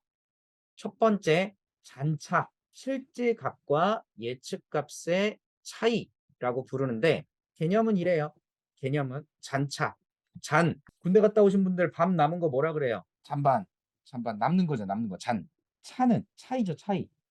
얘가 뭘 말하는 거냐면 그림만 아시면 돼요, 그림만. 회귀는 데이터가 있을 때 데이터가 막 있어요. 그러면 이런 데이터가 있을 때 회귀 분석을 하고 나면 이런 데이터들이 있는데 이 데이터는 보통 이래 라고 하는 선이 그려져요. 이 선을 찾아내는 게 회귀 분석이고 주어진 데이터로부터 이 선, 설명력이 좋은 선, 이 선을 어떻게 찾냐면 이렇게도 그려보고 이렇게도 그려보고 이렇게도 그려보고 막 그려보고 가장 좋은 선을 찾아요. 여러분이 봤을 때 지금 제가 대충 그린 4가지의 선 중에 어떤 선이 제일 좋아 보여요? 몇 번? 당연히 3번이겠죠. 그러니까 3번이 좋아 보이잖아요. 그래서 3번 선이어야 주변 그 데이터들에 대한 설명이 좀 비스무리하게 가니까. 그러면 이 회귀 선이 여러 개가 그려졌을 때 어떤 선이 가장 좋냐라고 물어봤을 때 3번이라고 대답을 한단 말이에요. 그럼 왜 3번이 좋냐라고 했을 때 어떻게 설명할 수 있겠어요? 3번이 가장 좋은 이유는 이 모든 데이터들이 있을 때 그 데이터들을 정확하게 가로지를 수 있는 아주 균형 있게 가로지를 수 있는 선이 필요하거든요.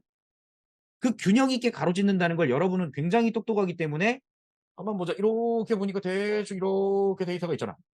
대충 이렇게 데이터가 있으니까 이렇게 그리면 맞겠지. 그 대충 이렇게 그린 거 그거 어떻게 그렸냐고.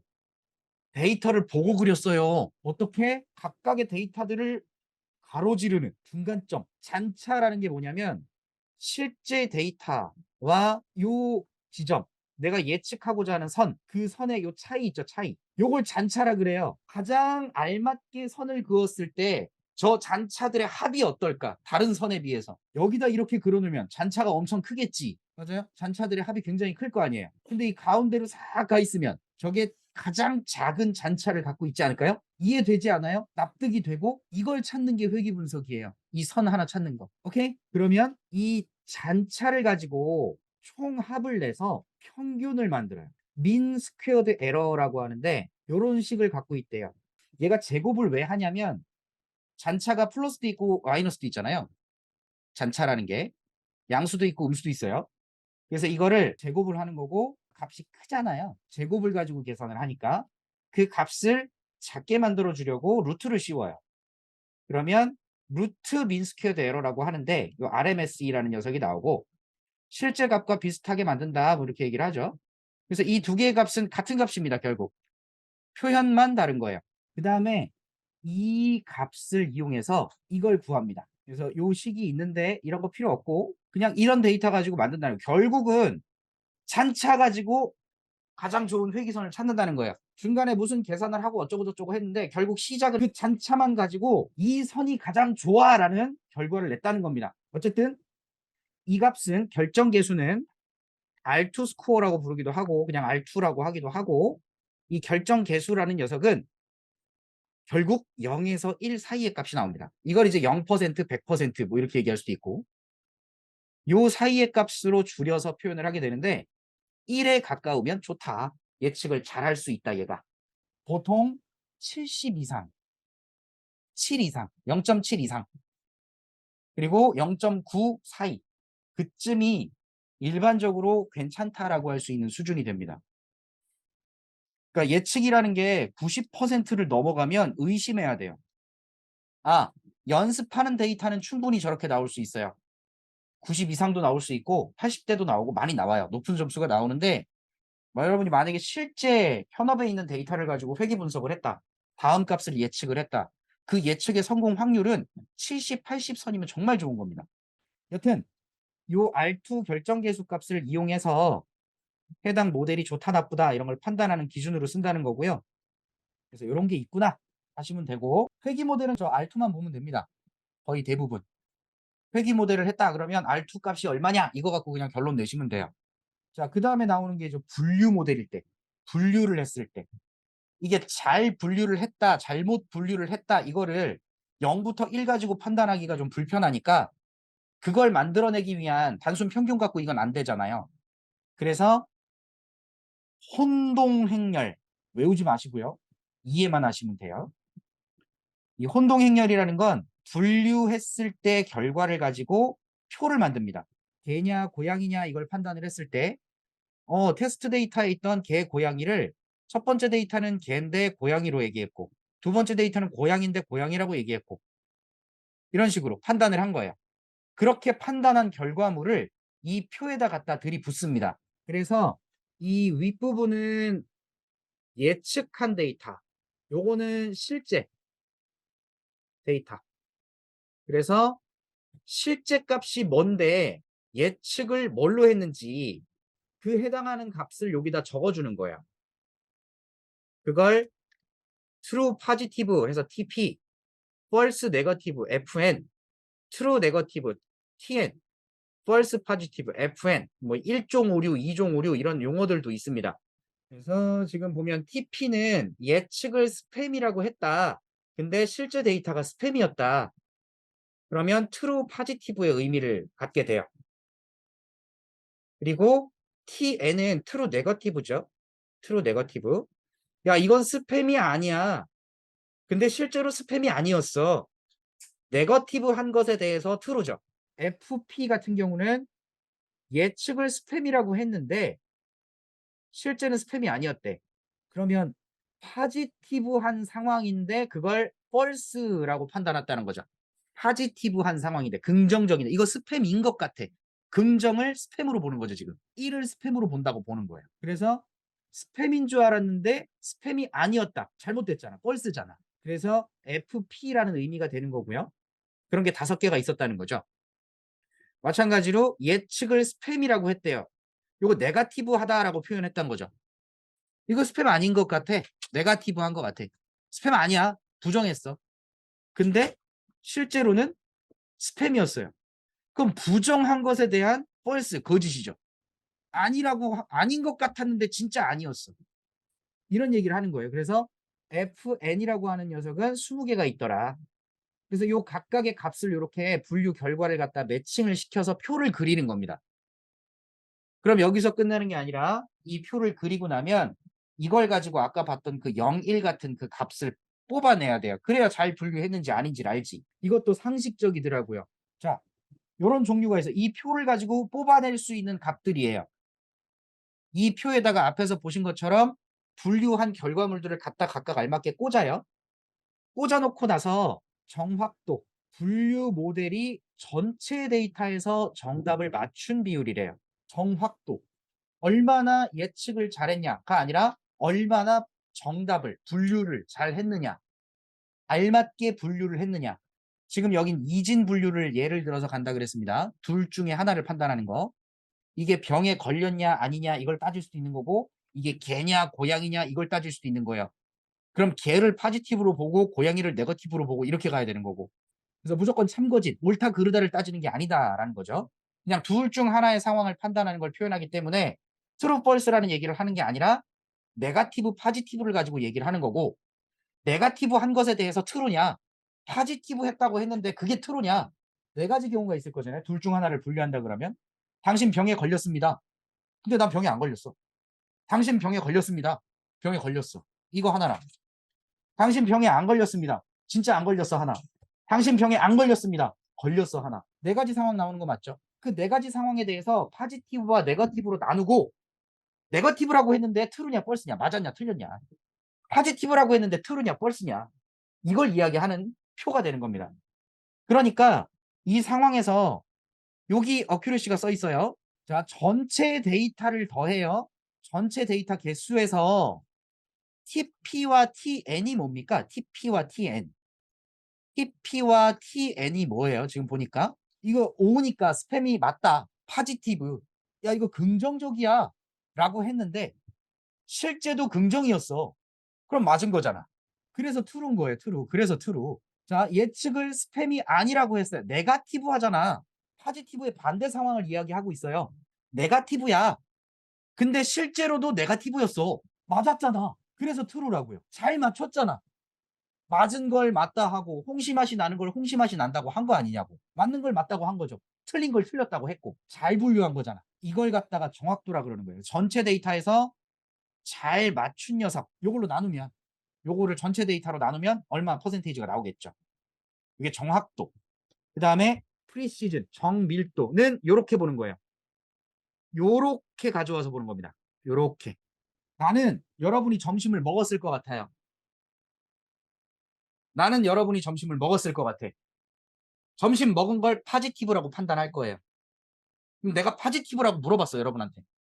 근데 실제로 여러분이 밥을 먹었냐 안 먹었냐를 가지고 뭐라고 말할 수 있냐면 밥을 먹었으면 긍정이에요. 포지티브예요 라고 나한테 얘기할 수 있는 거예요.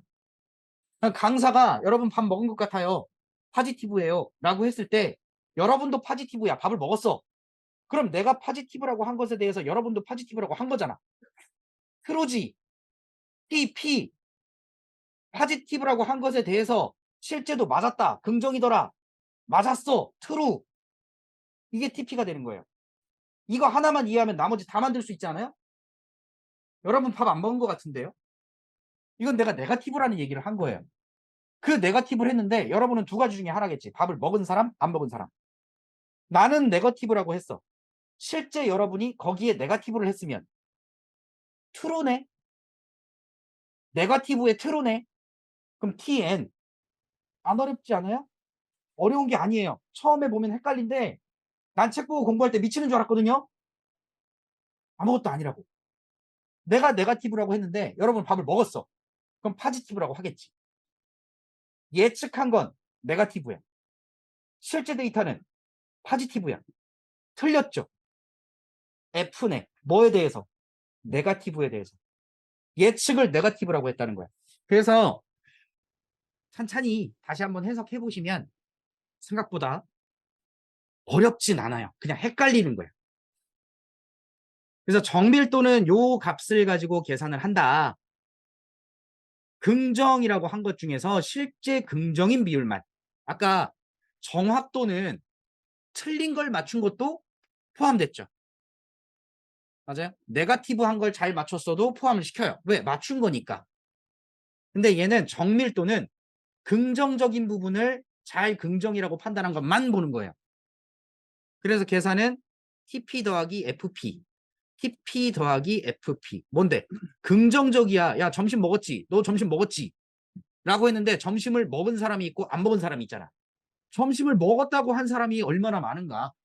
내가 점심을 먹었냐고 물어봤을 때 실제 점심을 먹은 사람이 몇 명이더라? 얼마나 잘 맞춘 거야. 이게 높으면. 그렇지 않아요? 자, 그다음에 자, 요거 센시티비티. 요거는 리콜이라고도 표현하고요. 민감도와 재현율 요런 용어로도 써요. 다 같은 말이에요. 다 같은 말. 이때 실제 긍정 중에서 모델이 긍정으로 예측한 비율이래요. 이게 반대 입장이죠. 정밀도와의 반대 입장. 말이 똑같아요. 긍정이라고 예측한 것 중에서 실제 값이 긍정인 걸 판단했잖아요. 맞아요? 근데 민감도는 그 반대예요. 그 반대. 실제로 긍정인 것 중에서 예측을 얼마나 했냐라고 따집니다. 그 말이 그 말 같지 않아요? 주체가 다른 거예요. 주체가. 내가 여러분이 밥을 먹었는지 안 먹었는지 판단을 하고 싶어요. 그래서 첫 번째 사람은 밥을 먹은 것 같아. 두 번째 사람은 안 먹은 것 같아. 세 번째 사람 먹은 것 같아. 막 이렇게 얘기를 한 거예요. 그랬을 때 내가 밥을 먹었다고 판단한 사람들이 실제로 밥을 먹었을 확률. 그게 정밀도. 내가 맞추려고 한 것, 긍정적이라고 판단하려고 했던 것을 얼만큼 긍정적으로 실제 판단이 됐는지, 정확하게 맞췄는지, 얼마나 정밀하게 맞췄는지, 얼마나 디테일하게 맞췄는지. 그게 정밀도고, 이제 반대 입장에서 보는 거죠. 민감도는. 밥을 먹은 사람들 중에서 아까는 언제 전체에서잖아. 전체 학생들 중에서 밥을 먹었다고 내가 예측을 했을 때 밥을 실제로 먹었는지 이걸 판단하는 거였고, 반대로 긍정적 밥 먹은 사람 손 해서 밥 먹은 사람만 놓고 보는 거야. 그 밥 먹은 사람만 놓고 봤을 때 내가 그걸 잘 맞췄는지. 말이 조금 다르죠. 조금 다른데 비슷하니까 헷갈릴 거예요. 여튼 재현율이니까 그게 그대로 다시 만들어질 수 있는가? 또 그럴 수 있는가? 내가 이번에 로또 번호가 1번이 나올 거라고 맞췄는데 다음에 또 1번이 나올 확률을 맞출 수 있는지 없는지 이런 개념으로 얘기를 하는 거예요. 재현. 다시 그것이 될까? 이걸 판단할 수 있는 비율이라고 합니다. 수학적인 얘기일 거니까 그 값을 판단하는 건. 그래서 요거는 요렇게 가져가서 계산을 해요. 요렇게 가져가서. 그러니까 요 표만 4개 딱 그려주면 그 다음부터는 얘네들은 그대로 따라오는 거죠. TP 나누기 TPFN 요렇게 해서 나오는 결과를 민감도, 리콜 요렇게 얘기합니다. 그 다음에 특이도, 부정 중에서 네거티브 한 것 중에서 실제 모델이 네거티브로 예측한 비율 얘랑 같은 맥락이죠. 맞아요? 맥락이 같죠. 반대 상황인 거지. 앞에는 긍정적인 애들을 놓고 실제 예측이 긍정이었던 게 얼마나 되는지. 두 번째는 실제 부정이었던 것들을 놓고 봤을 때 예측을 부정으로 한 거. 그래서 얘는 네거티브를 기준으로 이렇게 가는 겁니다. 그러니까 민감도랑 특이도 이 두 가지가 개념이 같은 거예요. 네거티브를 가지고 하느냐, 포지티브를 가지고 하느냐. 이 차이에 따라 달라지는 거고. 그리고 결국은 이걸 가지고 분류 모델이 좋다, 나쁘다를 판단하게 됩니다. 이렇게 큼직하게 이야기를 이해해 주시면 됩니다. 넓게 그냥. 그런 게 있겠다. 자, 그리고 저 F1 스코어로 끝내는 게 아니라 저걸 활용해서 저 앞에 있던 표를 활용해서 이런 걸 또 판단을 합니다. ROC 커브, 수신자 판단 곡선이라고 부르는 게 있는데 이것도 여러분이 그리는 게 아니라 그래프에다가 값 던져주면 알아서 그려줘요. 저 그려주는 요 결과가 요런 모양이 될 건데 보통 요렇게 생겼어요. 이런 식으로 생겼거든요. 요걸 ROC 커브라고 해요. 실제로는 네트워크 쪽에서 통신 장비의 성능 평가를 위해서 만들어진 그런 수치라고 합니다. 이진 분류의 성능 평가를 위해 사용하고요. 앞에서 봤던 펄스 파지티브의 수치와 트루 파지티브의 수치 요 두 녀석이 지금 FPR이 변할 때 TPR이 어떤 식으로 변화하는지를 그리면 이런 식으로 모양이 표현이 된다는 거예요.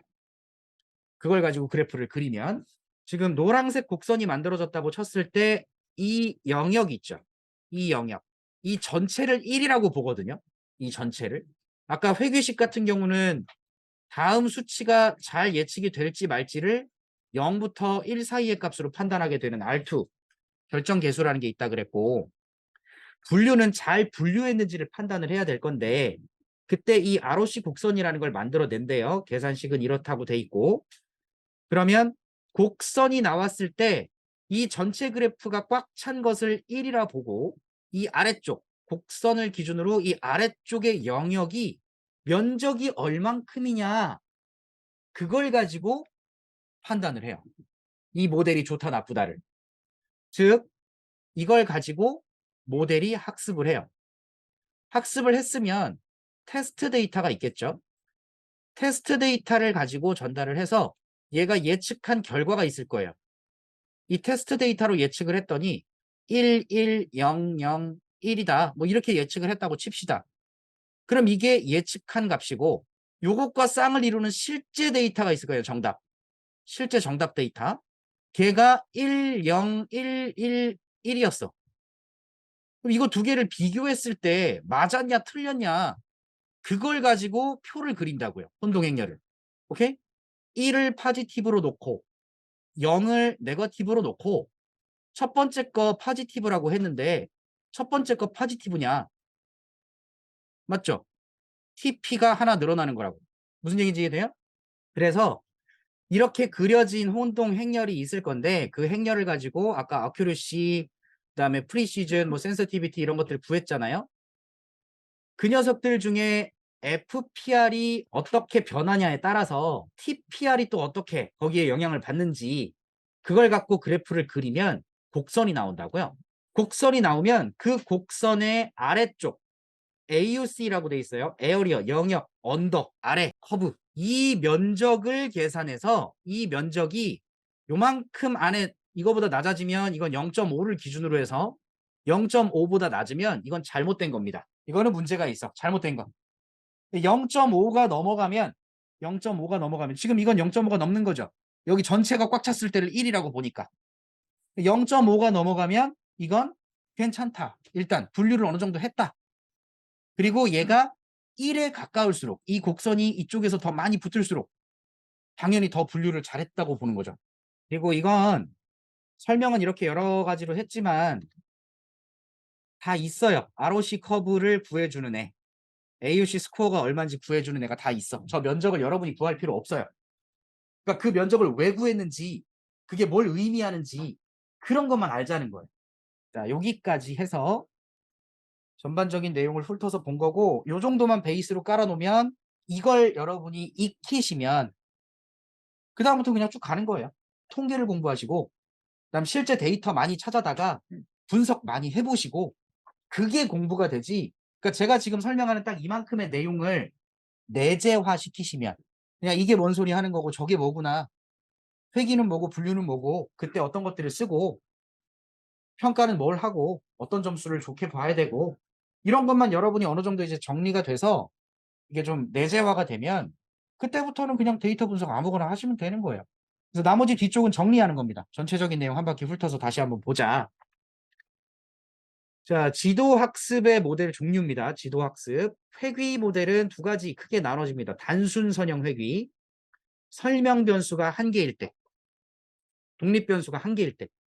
즉, 우리 아버지의 키가 얼마냐에 따라 나의 키가 얼마가 되는지를 분석하고 싶어.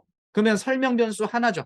우리 아버지의 키만 가지고 나의 키를 판단하려고 하는 거지. 내가 평균 키가 될까? 그러면 전 국민의 키를 막 조사를 해. 아버지, 아들. 아버지가 있고 아들이 있고 딸만 있는 집은 조사할 필요가 없어. 남자만 계산할 거야. 아니면 남녀를 다 할 거야. 뭐 그럴 수도 있겠죠. 그러면 아버지, 어머니 키를 가지고 자식의 키를 판단하고 싶다. 그럼 아빠 키와 엄마 키 이렇게 설명 변수가 두 개가 될 수 있죠. 맞아요? 설명 변수가 두 개가 돼서 이걸 가지고 결과 키를 판단하는 쪽으로 갈 거라면 이때는 다중선형 회귀가 됩니다. 근데 다중선형 회귀인데 이걸 더 단순하게 하는 게 더 좋은 거거든요. 여러분이 이제 공부할 때 불편한 게 그런 거예요. 자꾸 뭐가 끼어 들어가면 점점 복잡해지고 어려워지거든요. 근데 그게 무조건 좋은 게 아니에요. 설명 변수가 많으면 저 결과 데이터를 예측하기가 더 좋을 수 있을 거잖아요. 당연히. 주식 데이터를 예측할 건데 주식에 관련된 변수가 많으면 많을수록 예측이 더 쉽겠지, 더 좋겠지. 근데 무조건 설명 변수가 많고 복잡하다고 해서 그 모델이 좋은 모델이다. 이렇게 판단하는 건 좀 다른 얘기거든요. 무슨 말이냐면 컴퓨터가 자원을 소모해서 계산을 하잖아. 만약에 설명 변수 100개를 가지고 계산한 결과가 10이에요. 예를 들어. 근데 설명 변수 한 개만 가지고 똑같이 계산했는데 9 정도가 나와. 결과가.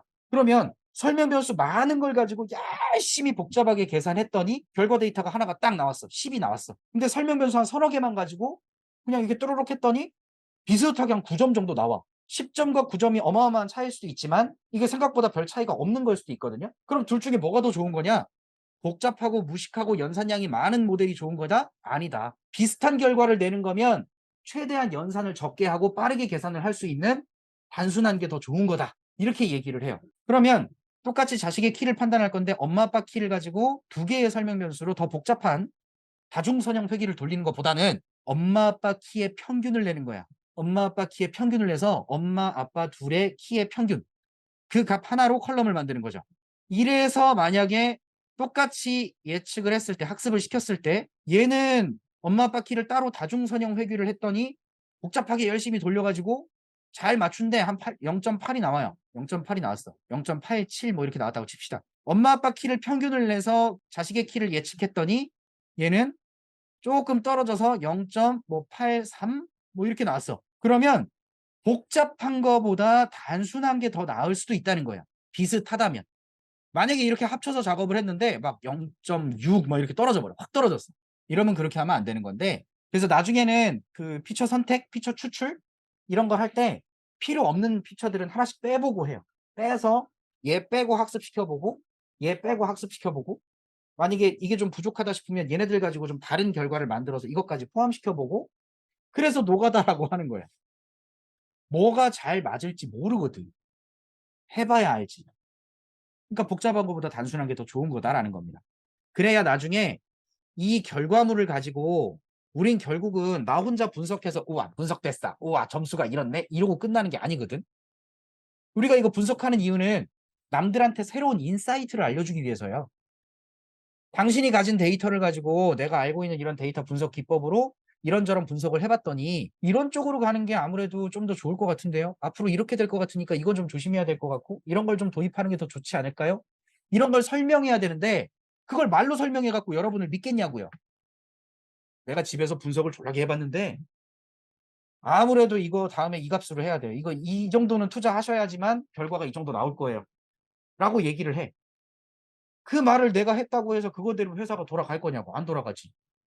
분석된 결과, 분석 과정, 이런 값들이 있었고 이렇게 분석했을 땐 이런 의미를 가지는 값이 나오는데 그래프를 보시면 이게 늘어나니까 이렇게 되지 않느냐. 그래서 앞으로 이런 식으로 될 것이기 때문에 여기다 조금 더 이렇게 해야 된다. 이걸 여러분이 설명을 해줘야 되거든. 그러다 보니까 복잡하게 만드는 것보다 단순하게 만드는 게 더 좋은 거예요. 자, 그 다음 분류. 로지스틱 회귀라고 합니다. 이거는 이제 끝에 회귀라고 붙었어요. 얘 클래스 이름도 실제로 레그리션이라고 써 있거든요. 근데 얘는 분류할 때 쓰는 애입니다. 왜냐하면 로지스틱 회귀 방식을 이용해서 분류를 하도록 만들어 놓은 녀석이라 그래요. 회귀 분석 방식을 응용해서 분류를 만들어 놓은 거예요. 시그모이드라는 함수를 이용해서 많은 크기의 데이터를 0부터 1 사이로 가둬버립니다. 회귀식처럼. 그래서 1이면 파지티브, 0이면 네거티브 이렇게 판단하는 거예요. 그러니까 요 0.5를 기준으로 위에 올라가 있는 값들은 전부 파지티브, 아래에 내려와 있는 것들은 네거티브로 판단하게끔 분류를 하는 거죠. 회귀가 0부터 1 사이의 값으로 결과를 표현하는 건데 그런 개념을 활용해다가 분류로 사용했다. 로지스틱 회귀는 그런 녀석이고요. 여러분이 공부할 때 계속 쓰는 게 결정틀입니다. 틀인데 틀이 나무를 만드는 건데 얘가 기반이 돼서 앙상블이라고 하는 기법을 활용하게 되고요. 앙상블 기법은 이런 게 있는데 이 결정트리는 그런 거예요. 나중에 공부할 거지만 스무고개 다 아시죠? 스무고개. 이 분류를 할 때 스무고개 방식으로 야 색깔이 까매 하얘. 까마면 이쪽, 하얗면 이쪽. 아 그래? 야 그러면 귀의 크기가 뾰족한 부분이 각도가 어느 정도 돼? 거기에 대해서 나눠지고 해서 분류하는 나무를 하나씩 만드는데 이걸 이제 결정 트리라고 해요. 결정 트리. 제가 쓴 이 네모칸 하나하나가 조건들이거든요. 그 조건에 따라서 어느 쪽으로 분류될지를 타고 내려간다고 보시면 돼요. 저렇게 생긴 나무를 만드는 건데 이 나무 하나를 가지고 결정 트리라고 합니다. 우리 흔히 많이 들어봤을 거예요. 의사 결정 트리. 여러분이 뭔가를 결정하고자 했을 때 여러 가지 조건을 보죠. 그렇지 않아요? 여러분이 학원을 다니려고 해. 예를 들어. 그럼 학원을 다니고 싶으면 학원을 선택할 때 여러 기준을 따질 거잖아요. 그때 기준이 누군가는 거리, 누군가는 비용, 누군가는 강사의 퀄리티, 누군가는 학원 시설, 무엇을 중요하게 생각하는지에 따라서 학원을 선택할 때 조건이 달라지겠죠. 근데 어찌됐든 간에 그런 조건을 가지고 첫 번째, 우리 집이랑 가깝니? 가까우면 이 학원이 낫고 멀면 이 학원이 낫고 가까운 학원은 이쪽, 먼 학원은 저쪽. 그럼 비용은 싼 데는 여기, 좀 비싼 데는 여기. 학원 시설은 깔끔한데 여기, 좀 조그만데 여기 나눠지면서 계속 판단에 내려가는 거죠. 이런 식의 개념을 결정 틀이라고 불러요. 여러분이 만드는 거 아니고요. 역시 다 만들어집니다. 우린 해석만 하고 볼 줄만 알면 돼요. 그래서 어쨌든 이 결정 트리가 하나만 가지고 판단을 했을 때 분류의 정확도가 역시 조금 못 믿어올 수 있잖아요. 한 번만 테스트해서 끝나는 게 아니니까 여러 번 테스트하는 게 좋다라 그랬지. 그래서 이 결정 트리를 여러 개를 찍어내요. 이런 트리를 여러 개를 찍어내고요. 그때 트리들마다 조건에 해당하는 것들이 다 다르게 판단되게끔. 누구는 거리를 우선적으로 받고, 누구는 비용을 우선적으로 받고, 누구는 시설을 우선적으로 보고, 이걸 가장 꼭대기로 놓고 거기서부터 조건에 따라 또 분류를 하는 거예요. 어느 쪽에 배치가 될지. 그러면 얘가 분류했을 때의 분류 결과와 얘가 분류했을 때 결과가 조금씩 차이들이 있겠죠. 그 차이들을 앙상블해서 결과를 내는 게 얘네들이에요. 서로 다른 모델을 이용해서 결과를 종합한 다음에 투표하는 겁니다. 투표. 어떤 모델이 가장 확률이 좋더라. 잘 맞추더라. 그러면 그 녀석을 가지고 선택을 하게 되는 거. 이때 하드 보팅이 있고 뭐 소프트 보팅이 있다는데 다수결이냐 아니면 개별 평균이냐 이런 게 있고요. 배깅은 개별 모델로 평가한 결과를 다 합쳐서 그냥 결정을 하는데 이때 샘플링을 다르게 한대요. 여기에 사용하는 데이터 샘플 다르게, 여기 또 다르게, 여기도 다르게. 그다음에 부스팅 같은 경우는 가중치라는 걸 좀 추가를 해서 분류하기가 좀 애매하고 어려울 때 이 분류를 좀 더 편하게 할 수 있게끔 좀 더 강화시키는 그런 기법이라고 합니다. 작은 값을 크게 만드는 거예요. 마치 제 목소리가 잘 안 들리니까 마이크를 이용해서 스피커를 활용해서 더 멀리까지 들리게 만들면 저 멀리 있는 사람도 내 목소리를 들을 수 있게 만드는 것처럼 작은 데이터 또는 분류할 때 너무 성능이 떨어지는 경우에 그걸 좀 증폭시킬 수 있는 방식이 이제 부스팅 방식이다라고 하는 게 있어요. 이게 전부 이 의사결정 트리라고 하는 걸 기반으로 해서 만들어지는 거고 이 트리를 쓸 수도 있고 사실은 뭐 모델이 어떤 거에 돼도 상관은 없어요. 보통 이제 트리 모델을 활용하다 보니까 트리라고 이야기를 하는 거고 여기 아래에 보시면 이제 랜덤 포레스트라고 해서 이게 진짜 숲 이용하는 앞에서 제가 배깅 요 방식이 지금 랜덤 포레스트라고 하는 녀석이 앙상블 하는 녀석입니다. 랜덤 포레스트라는 애 자체가 저 앙상블의 개념을 베이스로 깔고 간 거예요. 앙상블의 개념을 베이스로 깔고 그 다음에 부스팅 방식을 기반으로 한 XG 부스트라는 애도 있고 라이트 GBM이라고 하는 MS에서 만든 녀석도 있습니다. 여러 가지 모델들이 있어요. 그래서 이제 처음 공부하실 때 이런 모델들의 소개를 듣고 나면 와 이게 뭐냐 뭐 이렇게 많냐 뭐 이렇게 복잡하냐 이렇게 되는데 전반적인 설명을 그냥 드리는 것 뿐이고 이것들을 여러분이 다 이해하고 써먹는 건 나중 얘기고요. 그냥 클래스 갔다가 학습시키고 평가 지표에 따라서 결과 확인하셔서 이건 좋다 나쁘다 요걸 판단할 수 있는 흐름만 잡으시면 그때부터 시작인 거예요. 그것만 잡으시면 돼요. 그래서 평가 지표 나왔던 회귀 모델의 평가 지표는 크게 4가지. 잔차라고 했었죠 아까. 잔차의 절대값들의 평균입니다. 잔차들이 나왔을 때 아까 플러스 마이너스 위로 올라간 건 플러스 잔차 아래로 내려간 건 마이너스 잔차잖아요. 그러니까 요 잔차를 절대값을 하게 되면 다 양수가 되겠지. 양수가 된 상태의 평균을 만들면 그게 MAE, mean absolute error라고 부르는 값이 되는 겁니다. 마찬가지로 잔차를 가지고 제곱을 해요. 잔차에 제곱을 하면 양수였던 애는 이따시만하게 커질 거고 음수였던 애도 이따시만하게 커지는데 대신 양수가 되겠지. 제곱이니까. 그렇게 해서 그 결과의 평균, 그 제곱들의 평균 값이 엄청 클 거예요. 그러다 보니 mean squared error 값을 루트를 씌워서 값을 작게 표현하는 거죠. 그게 RMSE, MSE를 가지고 제곱근 결과를 얻어내는 거고 그 다음에 예측값의 분산, 실제값의 분산 이걸 활용해서 0과 1 사이의 값으로 표현을 하게 되는데 이것을 결정계수, R2 스코어, R2 점수 이렇게 얘기를 합니다. 그것이 1에 가까우면 회귀의 평가가 좋다. 이 모델은 좋은 모델이야. 괜찮은 모델이야 라고 판단하는데 실제로 상황에 따라 데이터에 따라 다르긴 한데요. 데이터가 어쩔 수 없이 형태가 좀 안 좋을 때는 0.6인데도 좋다고 판단할 수도 있어요. 무슨 짓을 해도 0.7 이상이 올라갈 수가 없는 데이터도 있거든요. 데이터가 깔끔하다는 보장이 없거든. 근데 깔끔하더라도 그걸 갖고 표현해낼 수 있는 결과가 절대적으로 저게 확률이 안 높아지는 거일 수도 있어요. 그래서 이건 최악이고 보통 이제 70%에서 80% 선 고 정도 이상이면 괜찮다고 보고요. 막 95% 그러니까 0.9 이상 이게 좀 너무 높으면 좀 의심해 봐야 되는 상황입니다. 너무 높다고 또 좋은 건 아니긴 해요. 근데 이게 저는 또 이렇게 공부를 했기 때문에 그런 얘기를 하지만 또 어떤 상황에서는 뭐 95% 이상이 좋은 거야. 뭐 이게 맞을 수도 있어요. 상황에 따라 다 다르다는 거. 그리고 분류 모델에서는 평가 지표로 요걸 먼저 그리셔야 되죠. 오차 행렬, 컨퓨전 매트릭스. 아까 네모칸.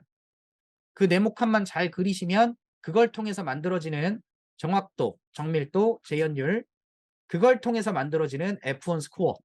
그래서 얘네들을 활용해 가지고 또 ROC 곡선을 그려 놓고 그 ROC 곡선을 그려 놓으면 거기서 AUC 영역의 면적 이걸 가지고 0.5 이상 일단 의미가 있고 잘 분류했고 일단 분류가 되는 것 같고 이것이 1에 가까우면 이 아래 면적이 1에 가까우면 분류 모델이 좋다. 이렇게 판단한다는 거예요.